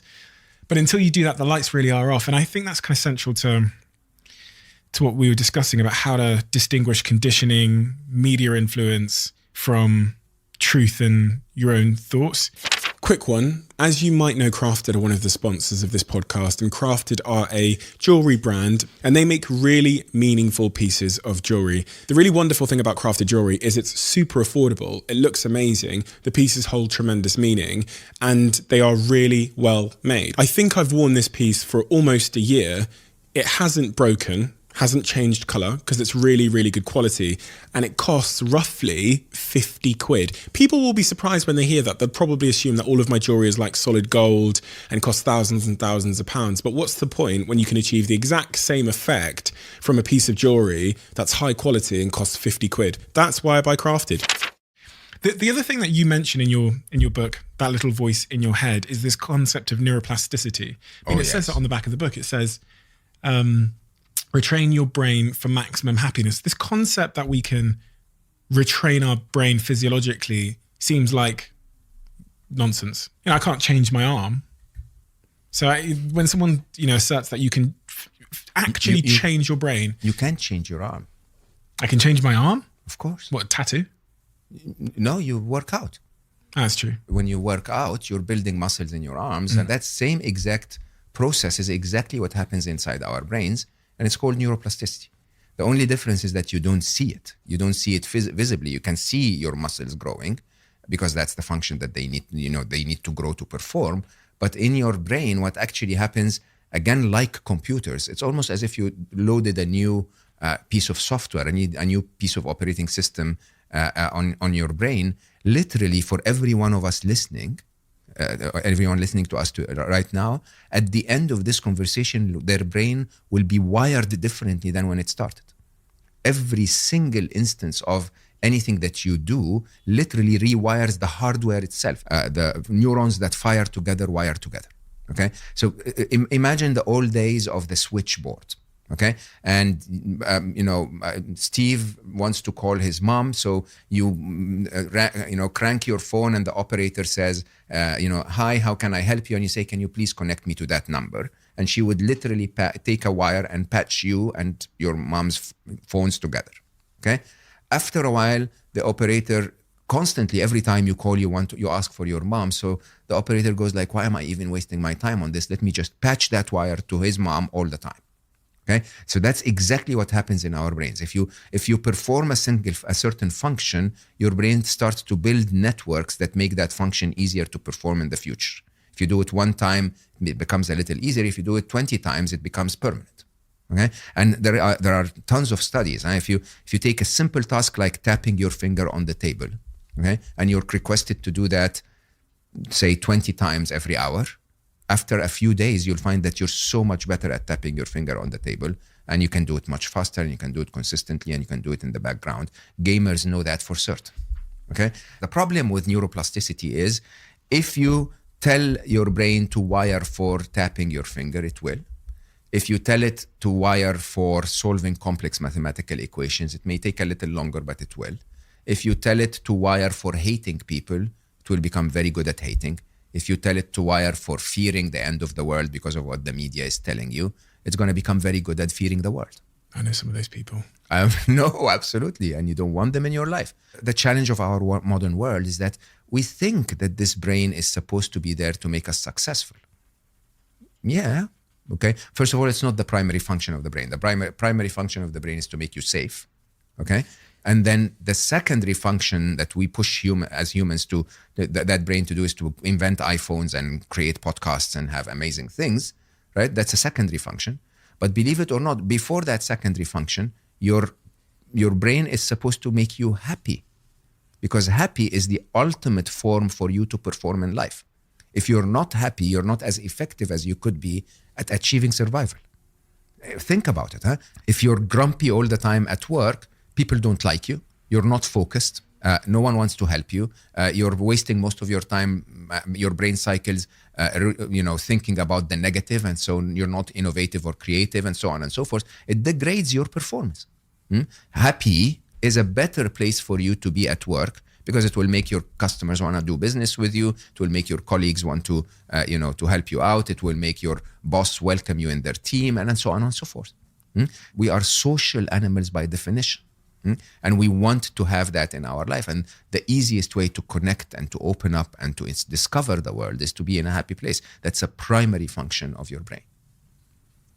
It's hard for some people, because we can all think of someone in our lives who has certain wiring, very stubborn wiring, that almost seems impossible to unwire. And I think we all have that ourselves as well, certain wiring in our brains where something happens and our reaction to that thing might be, to catastrophize. It's the end of the world. That's like it feels like it's a certain set of wiring where trigger, and then the brain goes through the circuitry and it goes catastrophe, panic. Yeah. And the answer to that I found was to actually guide that person, or yourself, if that's yourself, to the opposite of your wiring. So if my wiring is to look at everything and see what's wrong with it, I should deliberately force my brain to look for what's right with it. So when I was coming here, it was very busy in the morning, and so I came late, if you remember. And my brain's immediate reaction is, "Oh, what's going to happen? I'm going to be late for Steve." Right? That's the immediate reaction of a brain, because something is wrong. So it looks for what's wrong. I could also say, and what is good about that? What is good about being a little late? He's been recording for the last few days, so it may give him a little bit of extra time. Do you want to know the truth? I was so happy you were late, because I was late. Right? So I was doing upstairs I was reading the book, and I was thinking, I just hope he's like 15 minutes late. And then I'm looking at my phone. I'm like, he's not come yet. Perfect. So I carried on going and carried on going and carried on going. And I just finished as you arrived. Yeah. So it's perfect timing. You see, that is the truth. That's the truth that your brain tries to deny you from seeing. And interestingly, you can train your brain. So basically what you can do is, for every negative thought that your brain gives you, task it with the task of giving you a positive one. Or 2 positive ones. 9, I say. 9? Yeah, because in reality, if you look at life around you, more than 90% of life is okay. For your brain to contribute more than that as negative is not fair. Right? So if your brain says, "Hey, by the way, this studio is a little warm," what else is about this studio? My friend Steve is there. The lighting is perfect. The crew is amazing. The coffee is not that bad. You guys got me honey. I can go on for hours, right? And the idea is, by training your brain to look for that, what are you actually doing? You're firing the neurons together. Gratitude. And exactly, your book basically says it is the answer. The answer is, when you find gratitude, what that gratitude journal that you kept for years every day, what was it telling you? It was training your brain to look for what's right. Your brain, every night that you did it, was like, okay, it seems he's going to be asking to call his mom a lot more often. It seems he's going to be asking for good things a lot more often. I might as well observe them. I might as well find them. And so, yes, you said some people are impossible to rewire. They're impossible to rewire if they've been practicing a certain wiring for 21 years. It's not going to take 21 seconds to rewire anyone, including me and you. It will take 21 days, let's say, for your brain to recognize, I need different wiring. And it will take maybe 21 months for your brain to say, and I don't need the old wiring anymore. Okay? And the game here is, can you actually keep doing that? Can you keep tapping your finger in a way that trains your brain that this is the wiring that you need? Like, can I keep going to the gym and working on my Absolutely. guns? Yeah. Believe it or not, the research will tell you that a big part of being athletic is wiring of your brain, not your muscles. For your brain to be able to say, I will go even if I feel a little tired. I will go even if I feel a little busy. I will go and I will do the right exercises, even if the last push is a little painful. A lot of people will hear that and go, well, what's the evidence for this? What's the evidence for neuroplasticity? Is there science? Oh, there is a ton of science behind neuroplasticity. Anything from between neuroplasticity and neurogenesis is when, neuroplasticity is to rewire the connections between the neurons, and neurogenesis is to actually create new neurons when, if you're hit with a ball, for example, and part of your brain is damaged, how we can recreate that, right? If you have a stroke, and how you recreate that. And ample evidence. One of the very famous stories is Matthew Ricard, when we spoke about him in the beginning. Matthew's brain looks different than the average human brain. His insula is much bigger in relative comparison. His prefrontal cortex is bigger, and it fires more often. It's simply because of the constant neuroplasticity of, I need you to meditate, I need you to stay quiet, I need you. I mean, some of Matthew's journeys would last 4 years in isolation. Okay? He would meditate for 4 years. Be in isolation in a hermitage for 4 years, right? And so at that level, your brain starts to do very different things. And by the way, that's not unusual. Huh? Many farmers around the world live in isolation for a very long time. Believe it or not, you and I, when we spend a long time on aeroplanes, I chose a long time ago to not watch a lot of stuff on I maybe watch one movie, but not the entire trip. The other bits of silence, that's actually a form of meditation. My absolute wonderful friend, Jamie Nelson, the photographer, if you know him, he photographs indigenous tribes, and the way he does it is he would go and spend a few months outside their premises, their village, if you want, in silence, camping out there. He doesn't speak their language. He's just sitting there waiting for them to accept him. And then he would start to, communicate to them in sign language because he doesn't speak their language. And he's one of the wisest people I know. And I said, how did you become this wise? He never studied any of those things. And the reality is because he's in constant reflection and meditation. He's sitting out there and he's spending hours and days in reflection and meditation, right? Because you're sitting alone. All of those things are our habits, and all of us have the chance to do it. Right? So you could be on the tube for a commute of 40 minutes a day, and you could be in that commute cursing life, and that's a very good 40-minute exercise to work and another 40-minute going back. Or you could be spending the 40 minutes in gratitude. You could be spending the 40 minutes listening to music. You could be doing whatever. What you will do for 40 minutes a day will rewire your brain. It really is like a paradigm shifting thought that our brains are in this constant growth and evolution. But when we look at, as you said, my muscles are changing state, size, growing more fibers to achieve their objective in a different way. And of course, my brain is as well. And when you think about that, it's really liberating because you realize that you're not stuck with who you are. Absolutely not. It's my friend Ro, she's got a podcast as well. She, one of the smartest people I've ever met. And she worked in my company for many years, and she got a brain tumor. Mm-hmm. And she showed me the scan of her brain.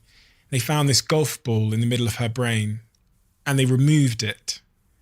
And she showed me those brain scans. And then just months later, the hole is gone. Yeah. And her brain has regrown that part, and there's no longer a hole in her brain.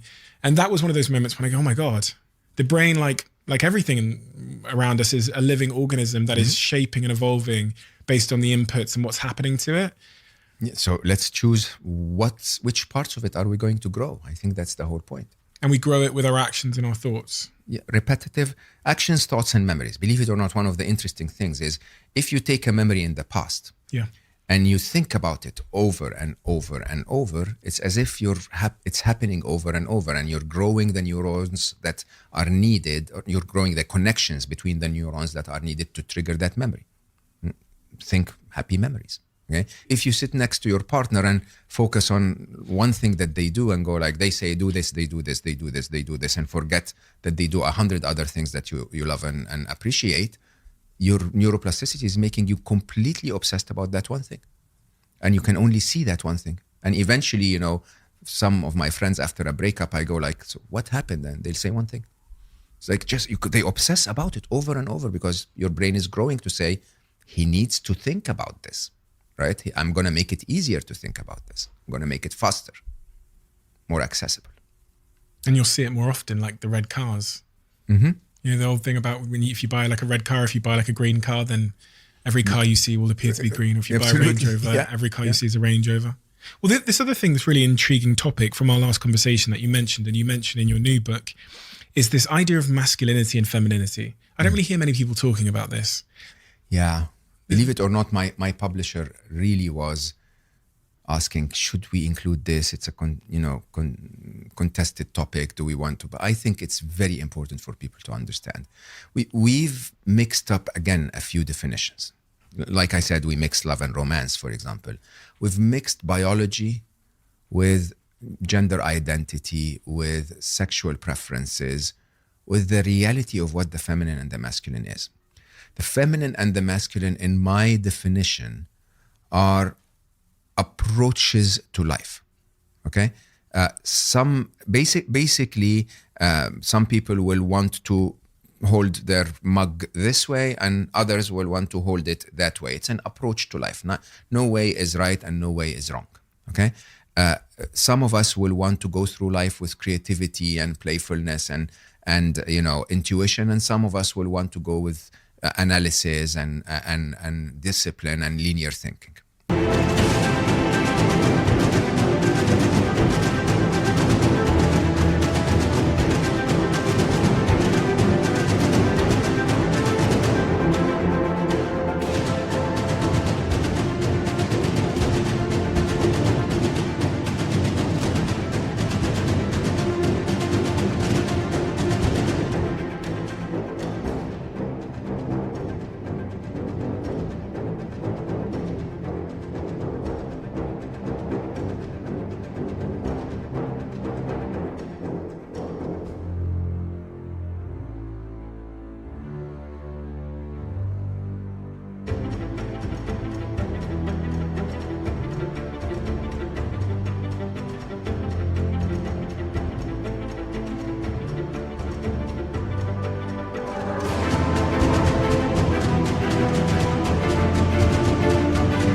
It's an approach to life. Neither is right and neither is wrong.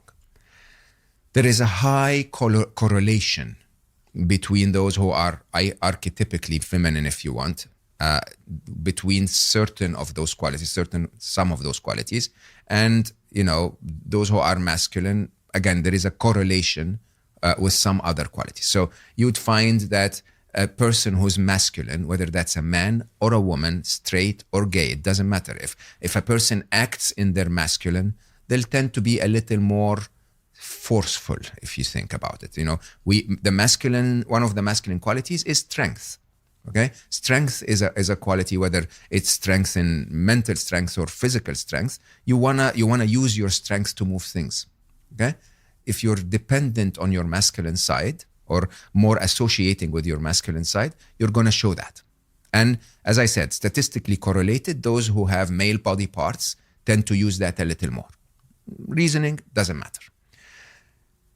The problem with our world at the global level, and the problem about us as individuals, is we've decided that some of those properties or qualities are more valuable to our world than others. Okay, if you live in a capitalist world, and the capitalist world is entirely about let's produce more, let's make more, let's do more, we're going to have to borrow more from the doing qualities, which are mostly masculine. Okay, this leads to a world where there is a lot of doing with little being, which basically means it's a world where we do a lot of what we haven't really properly thought about, what is not really informed by the realities of who we are. Being that beautiful sum of the feminine is being. The feminine is. The masculine does. There is a difference between them. And if you continue to do without actually asking yourself that awareness question of what should I do, you end up doing things like building technologies that make our life slightly better and destroy the planet in the process. Why? Because you haven't really internalized some of the most beautiful feminine qualities of intuition, of creative thinking to look for alternatives, of sensuality to actually sense what is actually happening in the world as a result of your doing, of inclusion, to connect to the rest of being, to understand that this is not just about us, it's also about the bees and the bears and everyone else, and so on. So that world that we've created being hyper masculine is, I think, the biggest mistake humanity's ever done. And I think humanity's paying for that mistake and will pay more in the future. The savior is for us to stop doing this and to start waking up and saying, hold on. We need a lot of being before you continue to do. So interesting. It's particularly tricky to understand for men. Of course. Because men, there'll be a lot of men, again, listening to this podcast now that hear the idea that they need to embrace their feminine, that go, oh gosh, no. Yeah. It will scare them. It will appear to hurt their identity, their sense of self. It'll make them feel weaker. Maybe it'll make them feel like they lack purpose if they're not that masculine. Because a lot of us as men, a lot of our sense of purpose comes from being competitive, from winning, from being strong. Apparently, that's how it feels anyway. But what is masculine? If masculine is to protect, for example, because we have the strength, or the masculine has the strength, can that protection happen without empathy? How can you protect if you don't have empathy? You need the feminine empathy to be able to protect. If the masculine is to solve a problem, can you solve the problem without actually identifying the problem? You need intuition and sensuality, and right? If the masculine is about safety and survival, how can you do that without living, without beauty, without or art? All of that is in the feminine. Your comment is right, by the way, but it is not because of any difference between the masculine and the feminine. Men will feel less comfortable with this because women have been sadly pushed to live in their masculine to survive in this hyper-masculine world. I will tell you honestly, and I say that with 100% honesty of that view. I thought to myself that I was intelligent. Until 4.5 years ago, I started to empower my feminine. And I promise you, I'm 10 times more intelligent. I was in my left brain doing all of the analysis, thinking I'm a smart person. But I was doing all of the analysis with all of the wrong inputs. The feminine gives you the inputs. The feminine gives you the picture of the reality, the inclusion, the big view of life. You can't see that with your narrow-minded linear brain. And I think the reality is that men who are most successful ever in changing the world, believe it or not, are more in their feminine than their masculine. Anyone that has ever changed the world has been more in their feminine than their masculine. The example I gave when we spoke about this, Steve Jobs. Okay, most people think that Steve Jobs was an amazing, successful CEO because he was pushy. He was, a bit obnoxious actually sometimes. Not at all. The reason Steve Jobs was Steve Jobs is because of his feminine qualities, his appreciation of beauty, his appreciation of his creativity, his art, his appreciation of color and shape, his empathy to his users' needs. All of these are what made Steve Jobs that amazing visionary that he was. Obnoxious, by the way, pulled it back a little bit. Gandhi, even though sometimes Gandhi is contested, but Gandhi's success is not in saving his nation through the masculine qualities. If it was the masculine qualities, he would have rallied 1 billion people to kill the Brits. No, he went into a peaceful, non-violent, an empathy, an attempt to make things work through communication. All of these are feminine qualities. And somehow we forget in our narrow-minded, hyper-masculine world because we've narrowed everything to dollar signs. So productivity and profit and all of that is dollar signs. And so if that's the target, yes, doing more, producing more, selling more is a good way to go. But the reality is anyone who's ever made the world better, not richer, did it by living in their feminine first. How does one tap into their feminine side? Because I think it's important to also say, because these words have been associated with genders for so long, but a woman or someone that's trans can also be too much in their masculine side. Absolutely. And vice versa. A man or someone that's trans or identifies as whatever gender can also be too much in their feminine side. But so how does someone tap in more to their feminine self? Is there an activity? Is it just a choice we make?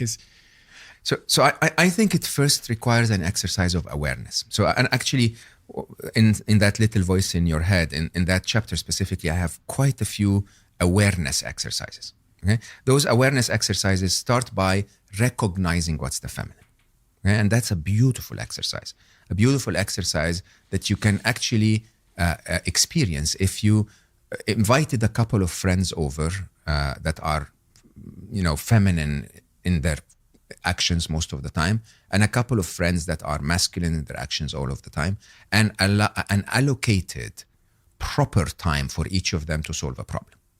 Okay, and observe the behavior. You will find incredible differences between the masculine side, man or woman, it doesn't matter, which will jump in and say, okay, we're going to carry this and then take it 10 steps away from here, and then we're going to do this and lift it on the shelf right away.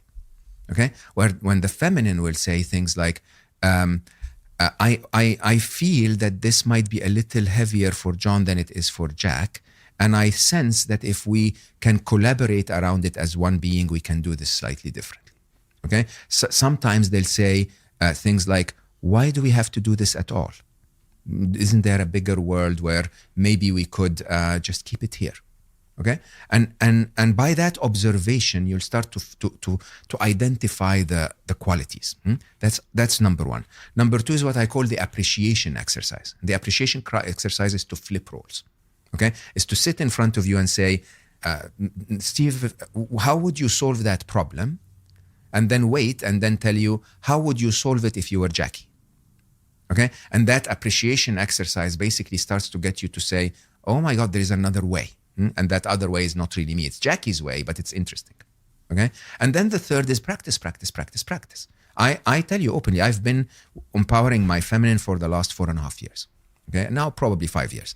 And my biggest exercise for the last 2 years has been an exercise of flow. We spoke about that at the beginning. The idea of flow is the truth of the feminine. The feminine is life itself. It's flowing, it's gushing across life, across the world, across territories, across times and stories. And we, if we live in our masculine, we go like, nope, not going there. This is not my place. This is my place. I'm going there. And I liken it always with a river, a raging white water river. If you put the masculine in the boat, the masculine will take the water, they'll push it because they want to go there. They want to be right there. The feminine will just hold the oar and basically say, okay, the river is going. I just need to balance it every now and then with one strike just to stay in on track. But it's okay to take a little longer with the river to get to where I want to be. Okay? And that massive difference, I'm sorry to say, and I'm someone who associated with the masculine for a very long time, is stupid. Honestly stupid, because suddenly somehow you realize that life itself is talking to you through your feminine. Life itself is saying, let go. I'll do things. Okay? I'm much more powerful, mighty wheels. I can do stuff. Just let go a little. Just flow with me a little. And if you manage to do that, I chose flow.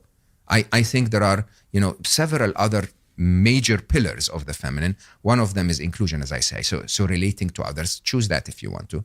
One of them is temporal. Okay, the masculine is very linear. We associate with the arrow of time, while the feminine is very rhythmic. We associate with cycles. Okay, and so if you can actually see the difference between them, that's a very interesting exercise. I think creativity and playfulness and breaking the rules, sort of. I think paradoxical thinking. To me, these are the big 5 pillars. Paradoxical thinking is to be able to be humble enough to embrace that 2 opposing stories are true. 2 opposing facts can actually exist together. Interesting. And the role of the masculine. Amazing. The role of the masculine energy. So that's a beautiful question. So the problem we had with the movement of feminism, and I say that with love and respect, is that it demonized the masculine. No, what needs to be demonized is overdoing the masculine.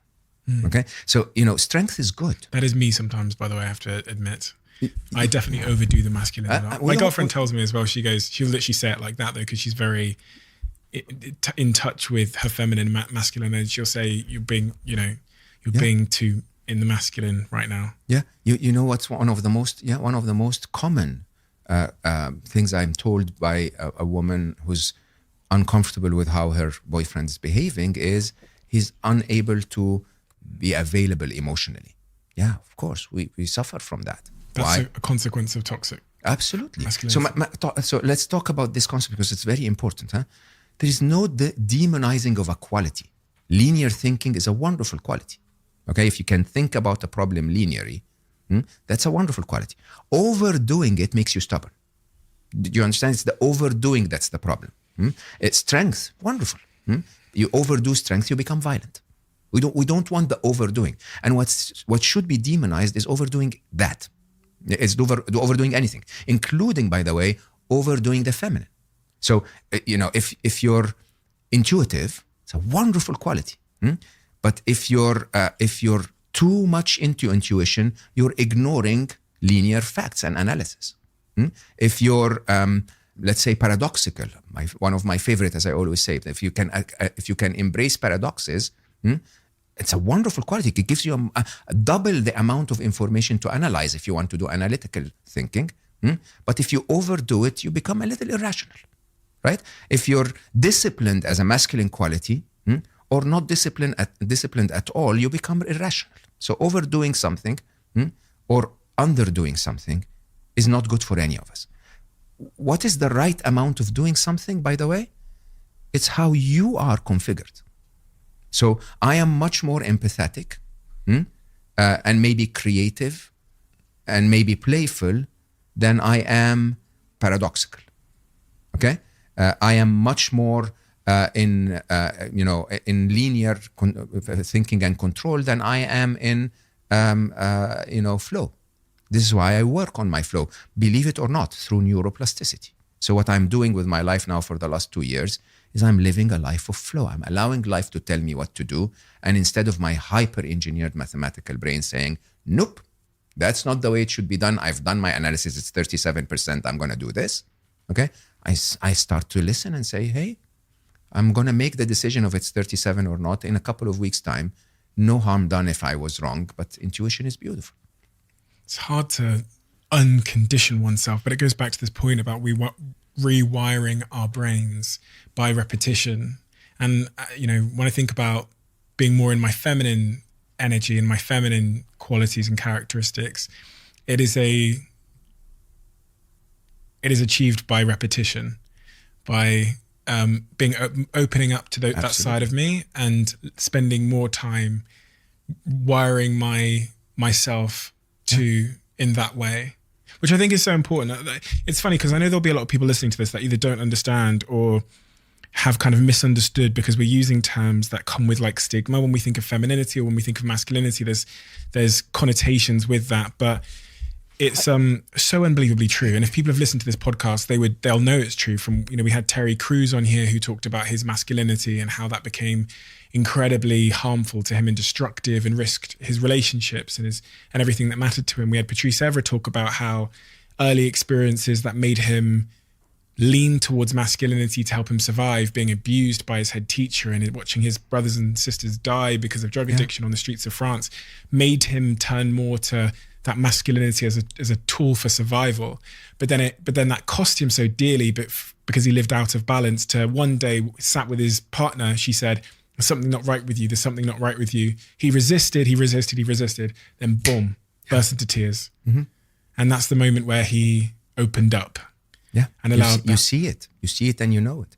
And by the way, I think in reality, what I'm asking for is now that the world has finally accepted gender diversity and fluidity and so on, I'm asking us not to be more categorized. Okay, I'm asking us to stop saying, so I'm category A, category B, category C, category D, because we've just moved from man, woman to more categories now. I'm asking us to say that Mo is unlike anyone else in his mix of masculinity and femininity. I'm 58%, okay? In certain qualities of the feminine, I'm more than others. And you could be 42% and in other qualities of the feminine and not more than others. And I think the idea is to say each and every one of us is an individual. Each and every one of us is a category of their own, okay? Everyone, the only category I fit in is I'm a Mo.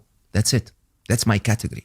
And that category includes a beautiful blend of qualities that I can use that are not any better or any worse than anyone else. Okay? Those qualities that I blend together might be amazing for this podcast conversation, but horrible at making pizza. I don't know, right? And I think the reality is if you can become true to that reality of who you are, you'll become the best at that you're supposed to do in life. And without that balance, you'll always, always feel incomplete. Mo, you've written what is another legendary book on a very related but incredibly foundational topic, which is our thoughts and that little voice in our heads. And I think if this conversation is a flavor of the book, then it is, I think in everyone's view that's listening, a must read. You know, it's funny that I talk about time being the single currency that we can allocate to determine the outcomes of our lives, but thoughts are Interesting. They're the thing that is determining how we spend that currency. Yeah, I think time is the rhythm of your song, the song of your life. And thoughts really are the lyrics that you put on top of it. They are the melody. They are, as we spend a minute of our life thinking a certain thought, that minute completely shapes how the song of your life is going to be. It's quite interesting how we ignore that. And so maybe thoughts are the most important thing. And what this book does is it helps us to adjust the code that runs our brains. At the last line in your book, you say, I have one last selfish request. Please find the compassion in your heart to want happiness for my wonderful son, Ali, and wise teacher. Send him a prayer, a generous wish that he is happy wherever he is right now. He started it all, and he truly was the kindest, happiest human I have ever known. I'll keep working on mine for Ali. Why did you bring that up? We were having an easy conversation. Yeah. So, I wouldn't be here if it wasn't for what he taught me, and I wouldn't be here if it wasn't for the example he set, and I wouldn't be here if it hadn't been for him leaving us. And it's interesting that I may have told you this once before, that I write the last sentence of every book before I write the rest of the book. Yeah, and I have to say I have been blessed with so many people that send me messages that say I love Ali. And I feel that if it was only that I got from the work I've done, then I've lived. There's nothing worth more. But I'm getting so much more. I'm getting so much purpose, if you want. But I don't want to be forgetting him in that purpose. I think that's where I stand today, that I'm so driven by what I'm trying to achieve. And he's been away for 7 years, almost 8 years now. So I once again need him to be part of our journey. So yes, please send him a happy wish. The work he's done through you is truly magical. Through you is the exact right word. It's funny when we spoke about the idea of control being a masculine quality, only when I let go. Only when I let go that life, whether with him or through him, or maybe he's the boss, I have no idea, but what I've accomplished was so much more than what I did when I was trying to control everything. And it's because of how he showed me to do this.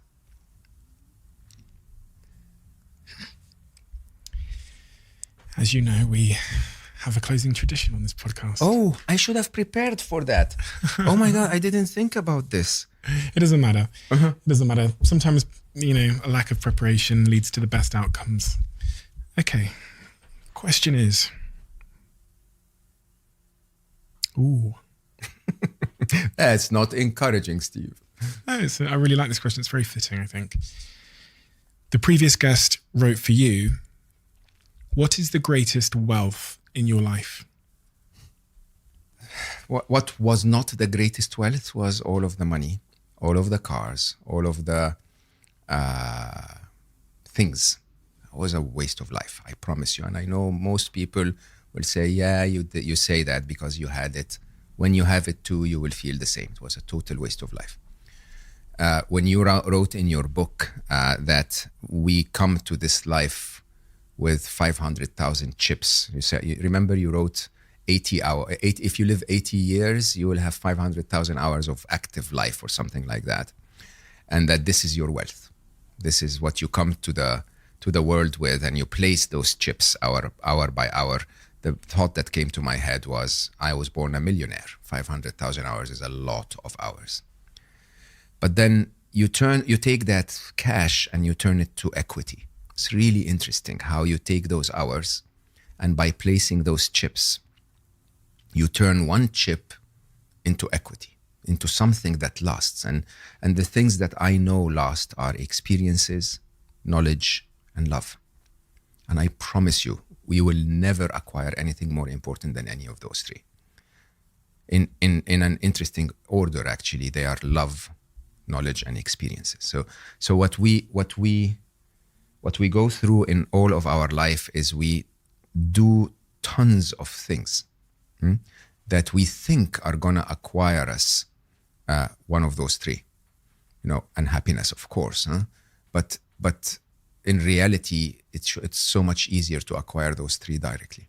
The biggest wealth you will ever have are a set of experiences that can't be repeated, some knowledge that can be beneficial for yourself and those around you, and the feeling of love, which I have been overwhelmed with.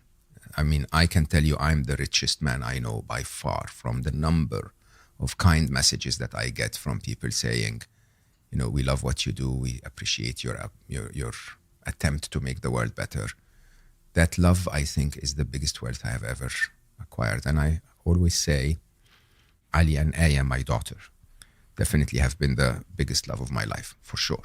And when Ali left to take that life away, I feel that the fairness of life replaced it with the love of hundreds of thousands of people, which interestingly I'm so grateful for, but it's almost exactly barely enough to balance the love that I have for him. And so, yeah, maybe we should spend our life acquiring more of these. Thank you. I had a few words to say about one of my sponsors on this podcast. For many years, people have been asking for a coffee flavoured Huel, and quite recently Huel released the iced coffee caramel flavour of their ready to drink Huels, and I've just become hooked on it over the last couple of weeks, and now I'm drinking that as well as the protein. Make sure you try the new ready to drink flavours. The caramel flavour is amazing, the new banana flavour as well is amazing, and obviously, as I said, the iced coffee caramel flavour has been a real smash hit. So check it out. Let me know what you think on social media. I see all of your tags and Instagram posts and tweets about Huel. Back to the podcast.